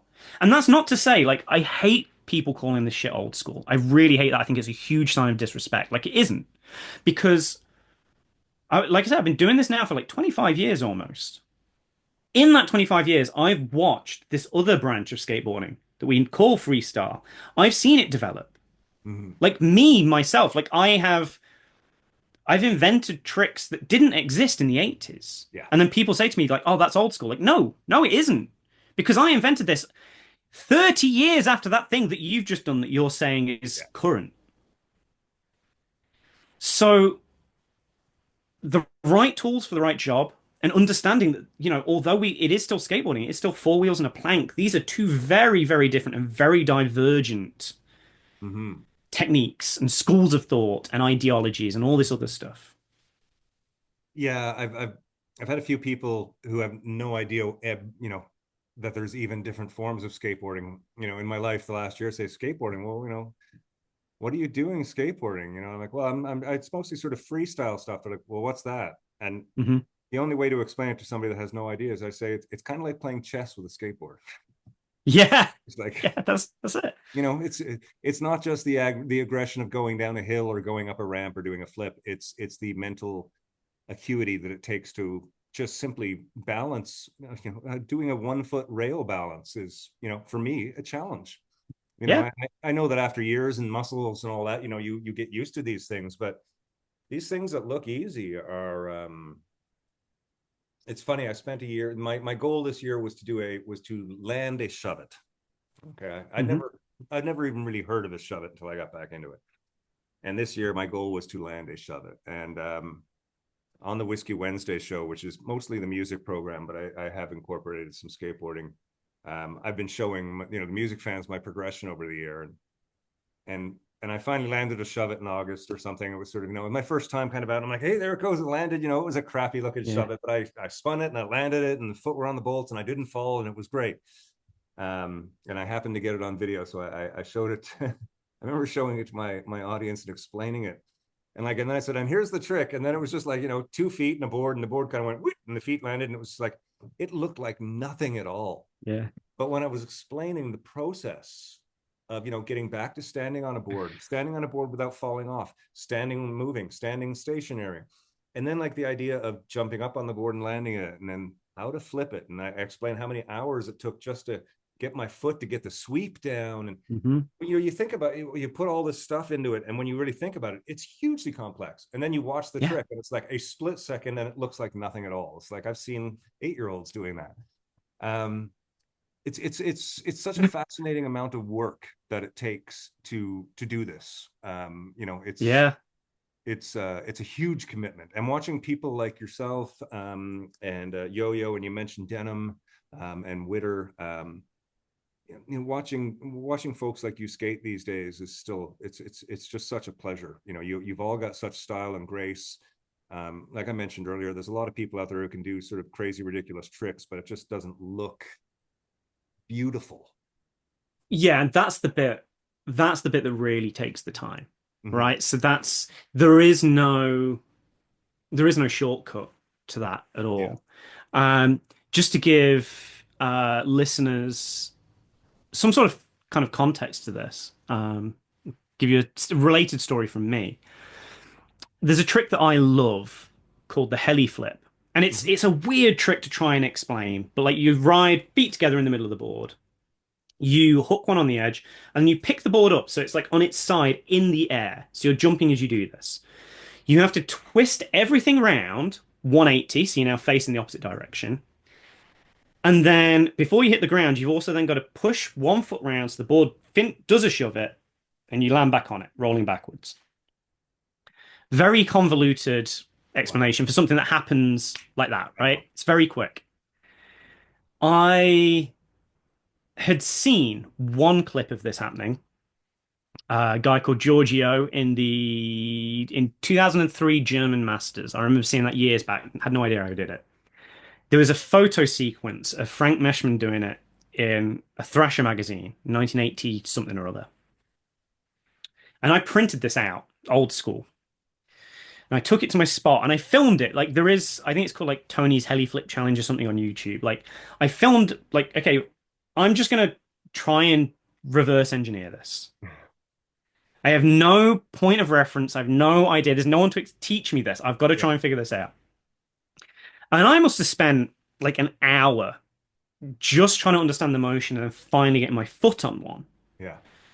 Now, bear in mind, this is an offshoot of a trick that I've been doing for 15 years at this point. Like at the point of, whatever. So that's just to get it to a point where you've got your feet on it for the first time.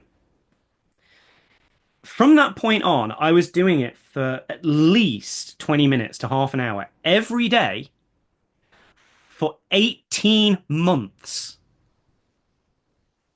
until I got to the point where I could do it high, smoothly, cleanly, and consistently. And you see it in a video, you see it in a contest run, and it's just bloop, bloop, bloop. It looks like the easiest, laziest, quickest thing. That is 18 months of work to make that happen. That's skateboarding. Well, Yay. that's the dedication it takes to put together a trick sequence like that.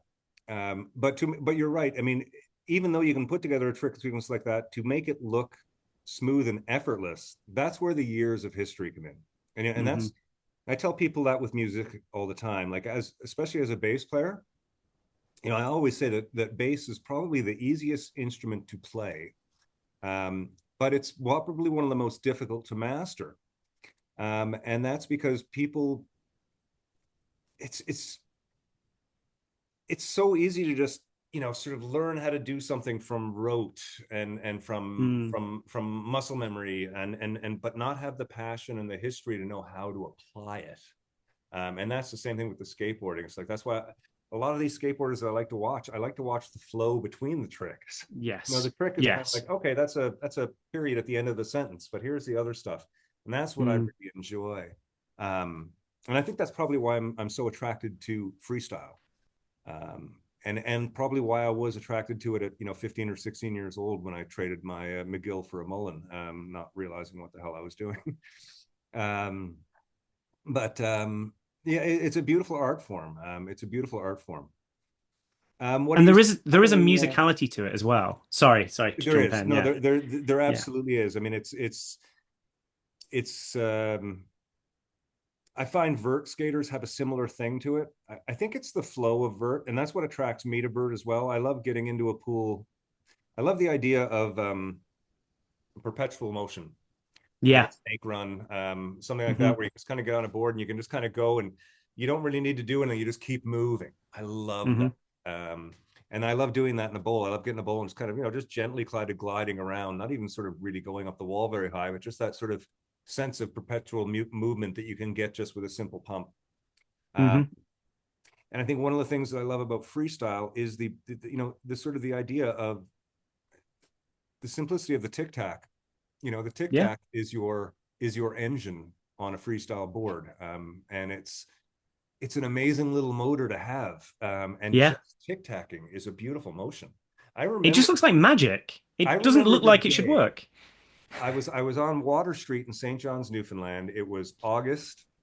I was going east, and I stopped at the intersection by where the jewelry store was, and I was waiting for the light to change, and the light changed, and I pushed once, and I was in the street, and I'd been hearing about this tic tacking for so long, and sort of how it's going to work. I couldn't get it to happen. And I got up on the other side of the curb. And when I did, I lifted my front wheels to get up on the curb, and I went this way. And I felt my body kind of shift. And the energy of the board went that way. And then I did it back the other way, and the board went that way again. And I went almost down the whole next block, just tic tacking. And I remember that feeling. I remember when it hit my body, it was like, oh, it was just like I Yeah. said, it was like turning on the key in the car. It's brilliant.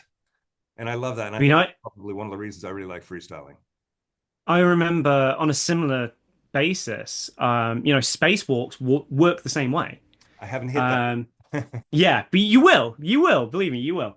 But in fact, actually, you have a slight benefit because you're a bass player. You get rhythm, right? Mhm. So it's, I think a lot of people view spacewalks as basically just a bit of a wiggle. You lift the Mhm. front end and you wiggle, and that doesn't really get you anywhere. It's got to push you forward. Like you should have that motion that you get from the tic tac Mhm. within the spacewalk, right? And I remember that exact same thing. Like I was trying this for ages and it just didn't click at all. And I was hanging out with a friend in Derby on this crappy street, like the worst surface ever. And I'm just trying to figure out, like just swinging wildly. And then eventually I get that one where, like you were saying with the tic tac, like you feel it engage. And you're like, Mhm. hang on, this is generating motion now. And you're, oh my God. And what I realized many years later, because I think I learned those, it's been 14, started playing guitar when I was 18, maybe. Um, and then, moved to banjo and whatever. And I realized the key to it is this kind of like lilting, like rhythm, like a jazz sort of cadence to it. Mhm. Rather than play it as a straight punk rock 4/4 like that, which is what Yeah. everyone does, you've got to have that kind of lilt, that little kind of rhythmic kind of break to it. And the second you know that and you feel it, and you can feel it in there, you're like, oh yeah, Yeah. oh it's amazing. It's such a good feeling. It's these little things that only skateboarders understand, it's so fascinating. Yeah. Um, Music question for you. You're playing a little bit of Okay. everything. You play like bouzouki and mandolin and Yeah. stuff. You Do have you play, researched, yeah. do you play trad music at all, or do you sort of stick to? Yeah, a little bit. So my my first real interest, I mean, finding out about punk rock like blew my mind, right? Yeah. But punk rock in the early 2000s, especially what I could access in Derbyshire, was not Mm. particularly punk. Like Green Day can fucking do one, mate. I'm not interested, right? Yeah. Yeah. Um, and then I found out about folk and folk punk. Like there was a lot of really interesting kind of folk punk stuff in that Mhm. era. The Riot Folk Collective at the time were fantastic, for instance. And so I also really liked the purity. Kind of like with freestyle, you don't need ramps. With acoustic music, whether it's folk or something else, Yeah. you don't need pickups. Like you don't need amplifiers. You don't. It's just you and a music make you and an instrument making noise, Yeah. right? Which incidentally is why I started playing banjo and bouzouki mandolin because if you don't have amplifiers, you don't have pedals to cheat a new sound into things. So Exactly. yeah. Um, so instead, like, okay, well, let's take this and figure out what I can do with this. No, a little mandolin, and go with that. So I got really into kind of folk punk, which to me at that time was closer to what I wanted punk to be. Yep. Um, and yeah, I was in a couple of bands basically playing this stuff that was all much too fast. Just horrifying everyone. Because people see you turn up with like a bunch of trad instruments. They're like, oh, we're gonna get some diddly dee stuff. And it's like, Yep. no. And just horrifying people. And it was great fun. Italy D on steroids. Yeah. Yeah, exactly right. Let's just ramp this up. We got too much whiskey and too much noise. Let's go. Yeah. Um, The and Pogues yeah, did I a did great that. job with it. Yeah, exactly right. Yeah, the Pogues, Billy Bragg, like early the Oh yeah. like political Billy Bragg, like obviously. More modern contemporary, Dropkick Murphys and Pardon Flogging me. Molly and Yeah. stuff like that. Like a lot of really great kind of fast stuff. Well, I think folk was the original Um, punk rock. yeah, it's exactly the same mentality Yeah. of we don't need professional training, we don't need sheet music. We're just going to grab this thing and figure out, like, oh yeah, some tuned about there, and then just Yeah. do a thing. Yeah, so I have a Exactly. lot of respect for that. Um, but yeah, as time went on, kind of like the same dilemma you had, where you're like, okay, I better stop skating because if I get injured, I'm not going to be able to do music anymore. I was having the problem of I only have so much time in the world. Yeah. So, it takes a lot of hours to be good at music. Like, Yeah. obviously, you know this, a lot of time and practice needed just to stay at the same level. Yeah. So I was like, right, okay, I've got to be realistic here. I can't be in a band. I can't spend all this time. I've got to skate. So yeah, nowadays, like I still have my instruments lying around. I have a banjo with an arm's reach over there. And now it's what I do. End of the day, maybe lazy Saturday morning, have a cup of coffee, sit playing some kind of trad style stuff. Keeps my brain going, keeps my fingers going. Just still got the calluses, gotta make sure Yeah. they're there. Music doesn't, I've spent so much of my time. I started talking to teenagers about being a musician, I guess about 25, 30 years ago. And I've spent a lot of time in schools talking to kids. And, the one thing I really try and drive home is music doesn't have to be a career Yeah. to be a big part of your life. Hmm. I know many what I consider to be successful musicians that have regular day jobs and just play music in their house, or they play with a few people that they get together with once a month or whatever, and they have Mm. a very rich musical life. If you Yeah. try and force it into being your career, I've seen a lot of people sort of destroy their entire life and dreams, trying to do that. It's just like I know. Yeah. it's a really hard thing. It doesn't, I always say to people, the people say, how do you make money? And I say, well, for me, I sit down with a blank piece of paper and a pen and I put my guitar in my hand and I have to turn that into a dollar bill. I mean, that's an Mm. impossible thing for the majority of people to do. And even as a professional musician, it's still almost impossible to do. So, I mean, I, arguably even harder now, with the way music has moved to Spotify and oh, see the it's just royalty everything. I shares and all mean, that the sort of stuff. Yeah, digital yeah, music being created by AI bots. I mean, it's yeah. just again, it's like somebody saying to you, "Hey, it took you 1,000 hours to learn how to do these few skateboard tricks. How do you turn it into a dollar? Like, here's a piece of concrete and a skateboard. Turn it into money. I think the parallels between the two are really common here as well, because every kid that I've ever known in any capacity who's gone, oh, I want to get sponsored, I'm going to get sponsored. They're all arseholes, almost Mm-hmm. universally. Like they're almost always intolerable. Um, but they all drop out because Yeah. skateboarding, at least historically, maybe not so much now, it had this wonderful, like, humbling filter where Mm. if you weren't in it for the right reasons, the scene, the community, but also the activity itself had a very handy way of just kicking you to the curb and being like, nah, get out, mate. Yeah. Um, so what I tell people, especially kids, like, oh yeah, Tony, how'd you get sponsored? How'd you get sponsored? I'm like, don't. Just don't. Because A, if that's all you're looking for, you're not going to enjoy it. Mm-hmm. And B, when you do get sponsored, there's work. Like there's work in being a professional skateboarder. There's Yeah. it's a lot of time investment in, I refuse to do the whole bullshit social media marketing thing now. Like I'm over it. I'm not gonna Mm-hmm. I hate Instagram with a passion. I think the Zuck can frankly go fuck himself. Yeah. Like, there's no easy way of saying that. Um, but being on the road, doing shows, doing coaching, like getting involved with competitions, running organizations, all of this stuff is a lot of work. Hmm. And, a lot of guys who've become pro and then gone on to do those things. We don't have a lot of time for skateboarding like we used to. That's what I hear more and more. Yeah. Yeah, because I thought, oh, I'll go self-employed. I'll start my own online skate shop. I'll have loads of time. I'll have all the time in the world to go skateboarding. Nah, very much the opposite. It's hard. So Social if you media is a enjoy, huge suck.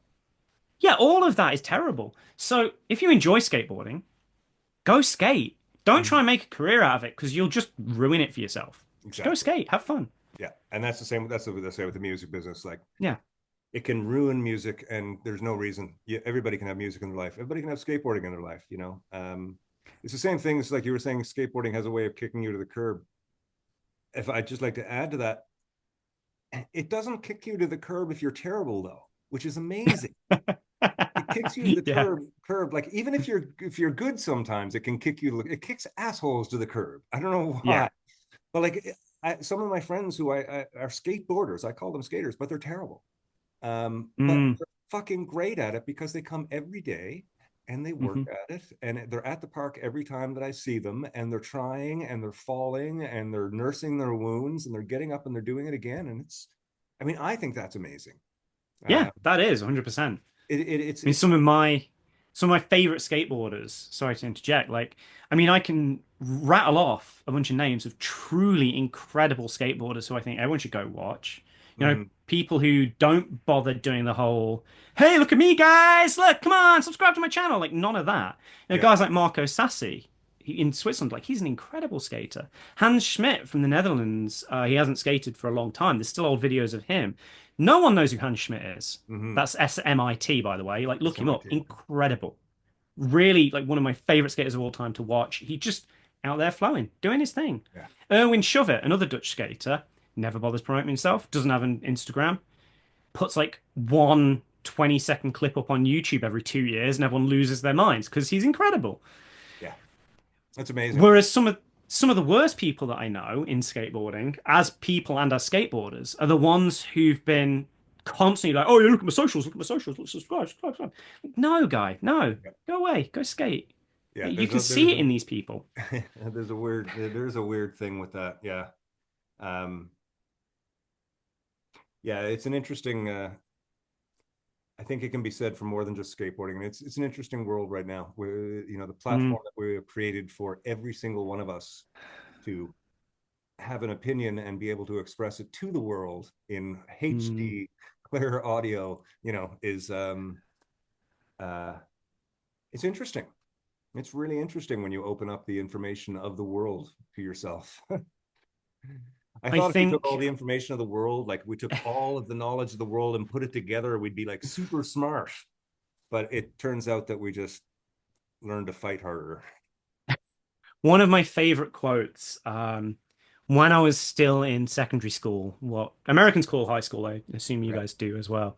I was maybe 14, 15 years old. This is the start of the 2000s.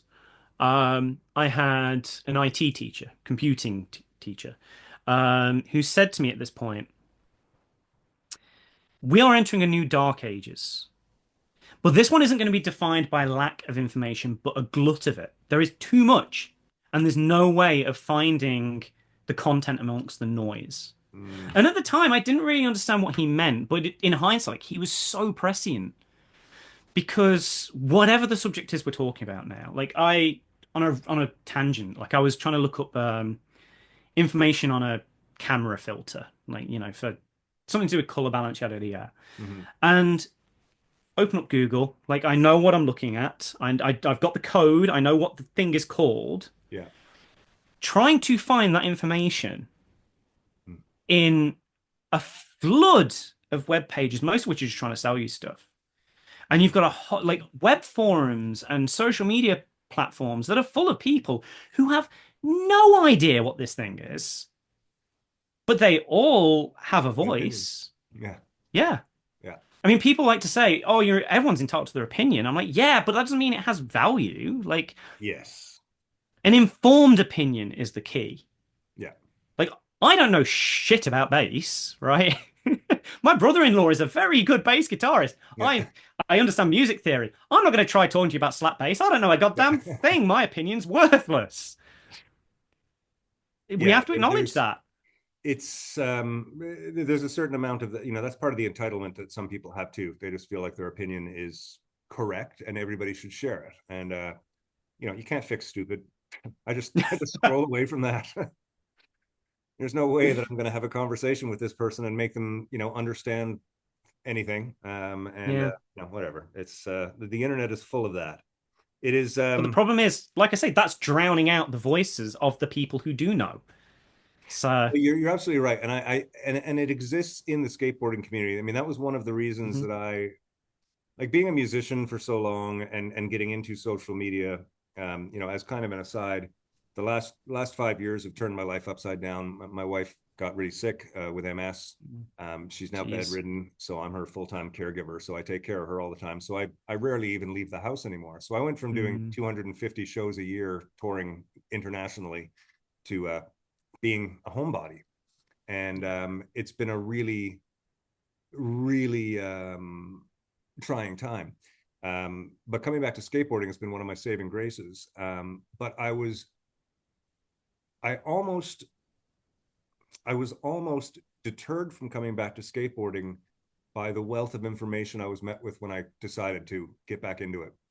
I immediately sort of typed in, okay, Mike McGill. Let's see how much the Mike McGill is now, and started realizing that like those nobody's riding those old fishtail shapes anymore, and then I started going through the history, and then I finally said, okay, well now I know what the lay of the land is. Let me see what's good.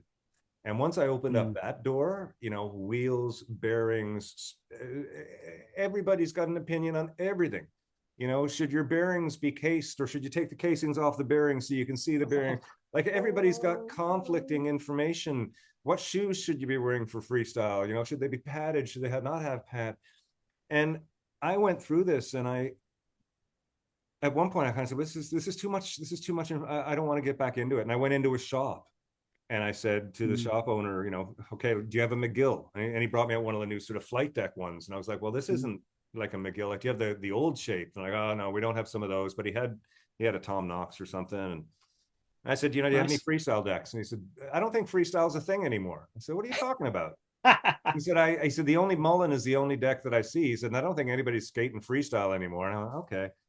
So it was really hard to find an opinion. And that was why I kind of said, well, I'm going to start sharing my journey for other people who might be going Mm. through it. So I started doing little videos on, is a cruiser board what you're looking for as opposed to this? And, I bought the stuff. And it was only one company that sent me some stuff. That was a company called Whirly Board, one of their balance boards, which was really great when I was getting back into it, by the way, just for getting my Mm. sense of balance back. Sure. But I spent the money. I spent the money on different trucks and different wheels and different things to kind of get back into the game. And I'd give little reports on it. I mean, I'm not ending on it, but it's amazing how many people have opinions on everything, though. And it is hard to sometimes find the right information. Yeah. And that's why even yourself, there's a lot of skate videos out there, but there's not a lot of interview videos that I could find on you. Yeah, I mean, A couple written I interviews. used yeah, I used to do a podcast myself called the Freestyle Podcast years back that again kind of had to disappear as my life got busier because I didn't have the time to devote to this sort of thing. Um, and generally speaking, when I go skateboarding, go to events across Europe or whatever, I am always the most resistant to getting a camera out. Mm, I I do the freestyle trick tips website and yeah, thing like that, um, to get this knowledge out there, to teach people things. But to do a proper trick tip with the amount of depth that you need really to properly explain it, you're talking like 2, 3 hours of filming, yeah. plus all the editing, plus all the other stuff. So, there's been occasions where I've had some time with a skater, like my friend Aaron or Nick Ballou or Marius Constantin. And I'm like, look, can we take 3 hours so I can film you doing this trick and talking about it? Yeah, sure, okay, we can do that. But if I'm at a competition or at an event or at a general meet, like I don't want to take 3 hours out of this session. I don't want to have to stop everything to be like, oh yeah, let's film this thing now. Like, no, let's skate, let's live in the moment, Live in the let's do a moment. thing. Exactly. Yeah. Like, I have no interest in getting followers on Instagram or YouTube. Like, I don't want to be an influencer. I want to skate and I want to be out there connecting with people one on one. And like, that's the stuff that really matters. That's the stuff that I remember most. I don't Hmm. remember watching some interview with Per Wellender, but you better best believe I really, really remember and love like the 2 hours I spent with him in Stockholm, like Oh skating with yeah. him.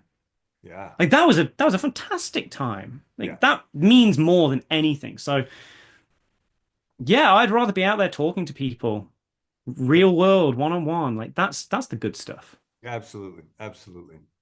And I mean, from somebody who has spent the last year getting back into it and kind of sussing out the community and the landscape, you have done a fantastic job of being an ambassador for skating. I mean, you even commented on one of my early videos back in August that I had posted somewhere on Facebook. I was just like, "Oh my Mm. God, Tony Gale just commented on my post." Like, well, that's so weird. Why is he? Why is he mentioning? Like, what? You know, it's just a strange thing for me. I was just like, "Wow, okay, well then." But it was to me, it was just a sign that you're like you are, you're pretty genuine in what you're doing. And talking to you today, it's an amazing eye opener to how much work it does take, a passion project like the love of skateboarding, Yeah. to become a life force where everything in your life is revolving around it. And I understand it. I do it with music, and this last year, skateboarding has become a big part of my life too. But it's really interesting Mm. to talk to the people that have fought the battles to keep it alive over the last 20 years. And of course, your skateboarding is unparalleled. I mean, you are one of the world's greatest. There are a handful of you out there that have put the time in there to learn the history of tricks, put the time into creating new tricks, Mm. and also the current technologies that we have. Simple things like understanding physics more to sort of help develop tricks, and stuff like that is amazing. And you've been at the forefront of that. So, thank you very much. What do you No, got left thank for the you, year? man. Are you doing some contests, or what's the plan? I Yeah, I don't know. So last year I didn't enter a single contest all year, which is unusual for me. I've been dealing with a couple of injuries, at this point my body's quite battered. Um I ended so the year previous, 2023, I dislocated my right thumb, which sucked. Not like it went bloop, like it was not a good time. Mm. So I was resting that up and I'd had a nagging ankle issue for a while. So I thought, oh, well, while I'm resting that, talk to a physio about my ankle. And he said, can I just see like the Achilles tendons on both of them? And like my left Achilles tendon was like this and my right one was like that. And he said, right, you need to stop. You need to rest. That's going to need some proper R&R. Oh wow. So yeah, he said like if you keep going, that's going to snap, and that's a bad time. Yeah. So I took last year off. I skated a little bit here and there, but tried to take it easy. So I was going to events and contests still, but I was just emceeing, which was really fun. I don't know why they let me on a microphone. I just mocked and berated and had a good Well, that time. sounds like all right. That's what you want from an MC. Yeah, it was fun, and a lot of people said they really liked it. But I was like, "You're letting me do this, really?" So yeah, now like, having got through winter, like I feel rusty. I've been out for a skate. Like touch wood, body feels a little bit better. So I've had a bit of a skate. Who knows whether I'll be back in shape for the contest season? I have a lot on my plate, with the WFSA and with Offset and Moonshine, Hmm. and I did quite enjoy taking it easy and just chatting shit on a microphone. But it would be. I am itching to get back on it though. I am missing just dancing for 2 minutes in front of a crowd. It is fun. Hmm. It's hard. It's stressful. Like putting together a contest routine and practicing it is absolute torture. Um, But yeah, who knows? Who knows what happens? We'll see. Maybe my leg will fall off tomorrow. It could go either way. Well, I certainly hope that's not the case. Anything aside from that one will be good. I'm just going to take a quick look at the notes here, see if we've mentioned everything that I wanted to. Yeah, we talked about moonshine, we talked about Jimmy's seismic, offset skate supply, of course, for anybody in the UK looking for a complete deck or any parts or anything, reach out to there. And are you working with the Kevlar lace people? So that was yes, but no, but yes. So that was guy called Howard in Florida. Lovely bloke. He put those together. They are fantastic laces, like genuinely about unsnappable. The only way you could snap them is if you have metal eyelets on your Mhm. shoes, because then it makes a grinding surface, right? Right. So yeah, some of the one of the best products that I've ever used. But Howard has kind of refocused his life a bit. I don't think he's skating much anymore after like knee surgery. So he's put it on the back burner, and I keep every so often I pick up a conversation with him. I'm like, look, I want to take this over. I want to try and get it back up and running. Like I'll run it. You can just be the founder, sat in the back. I'll do it. And so far, those talks like haven't really gone anywhere. I don't want to say it isn't happening. I don't want to take it off the offset site. I don't want to say it's completely gone. I think it has value, but I got to talk to Howard about that. I mean, one thing I will say though, like one of the things that I enjoy most about doing offset, skate shops in the UK, I assume almost everywhere, they just sell the same stuff. It's the Mhm. same goddamn shit, and most of it's terrible quality and run by arseholes. And one thing that I've really liked is that through Offset, I've been able to say, like, hey, you're making a great product and you're a really good guy. I want to support that. And there's stuff that I've bought in purely for ideological reasons that I'm like, you know what? I want to back this. Bring it Mhm. in. I mentioned the Marvelous DVDs that the Fugees did. I paid an insane amount to import a whole bunch of them out of Japan. It made no financial or business sense whatsoever. But I Mhm. was like, I want that to be there. I want it to be available. I want people to have the opportunity to get this thing. Yeah. Um, I think that's an important part of my work ethic with Offset, and I think it's one of the most pleasing, like just good, well-being parts of my existence right now. Just being able to say, like, yeah, you know what? You're doing this. Come on. Let me help promote that for you. Well, you've got great stock. You're representing some great lines, and you're bringing stuff over to Europe that wouldn't be available there. Hmm. I've seen a few things on your site that I hadn't seen elsewhere, which I thought was really cool. Um, Oh, and of course, the sorry, hang on. moonshines. Can we? Ah, God. Sorry, my girlfriend is calling me. Can I Oh, just? We'll have to interject for a second because you just that's finished work. Is that's that all gonna? good. Yeah. Hello. Is that? Oh, for fuck's sake. Phones, do a thing. It's because it jumped through my laptop at the same Yeah, time. exactly. There we go.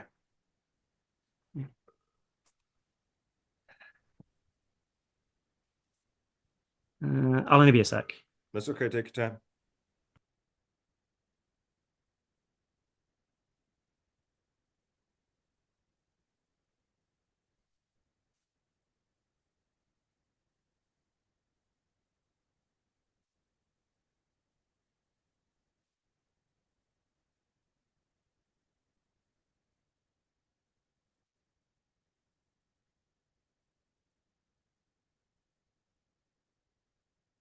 Ah, There we go.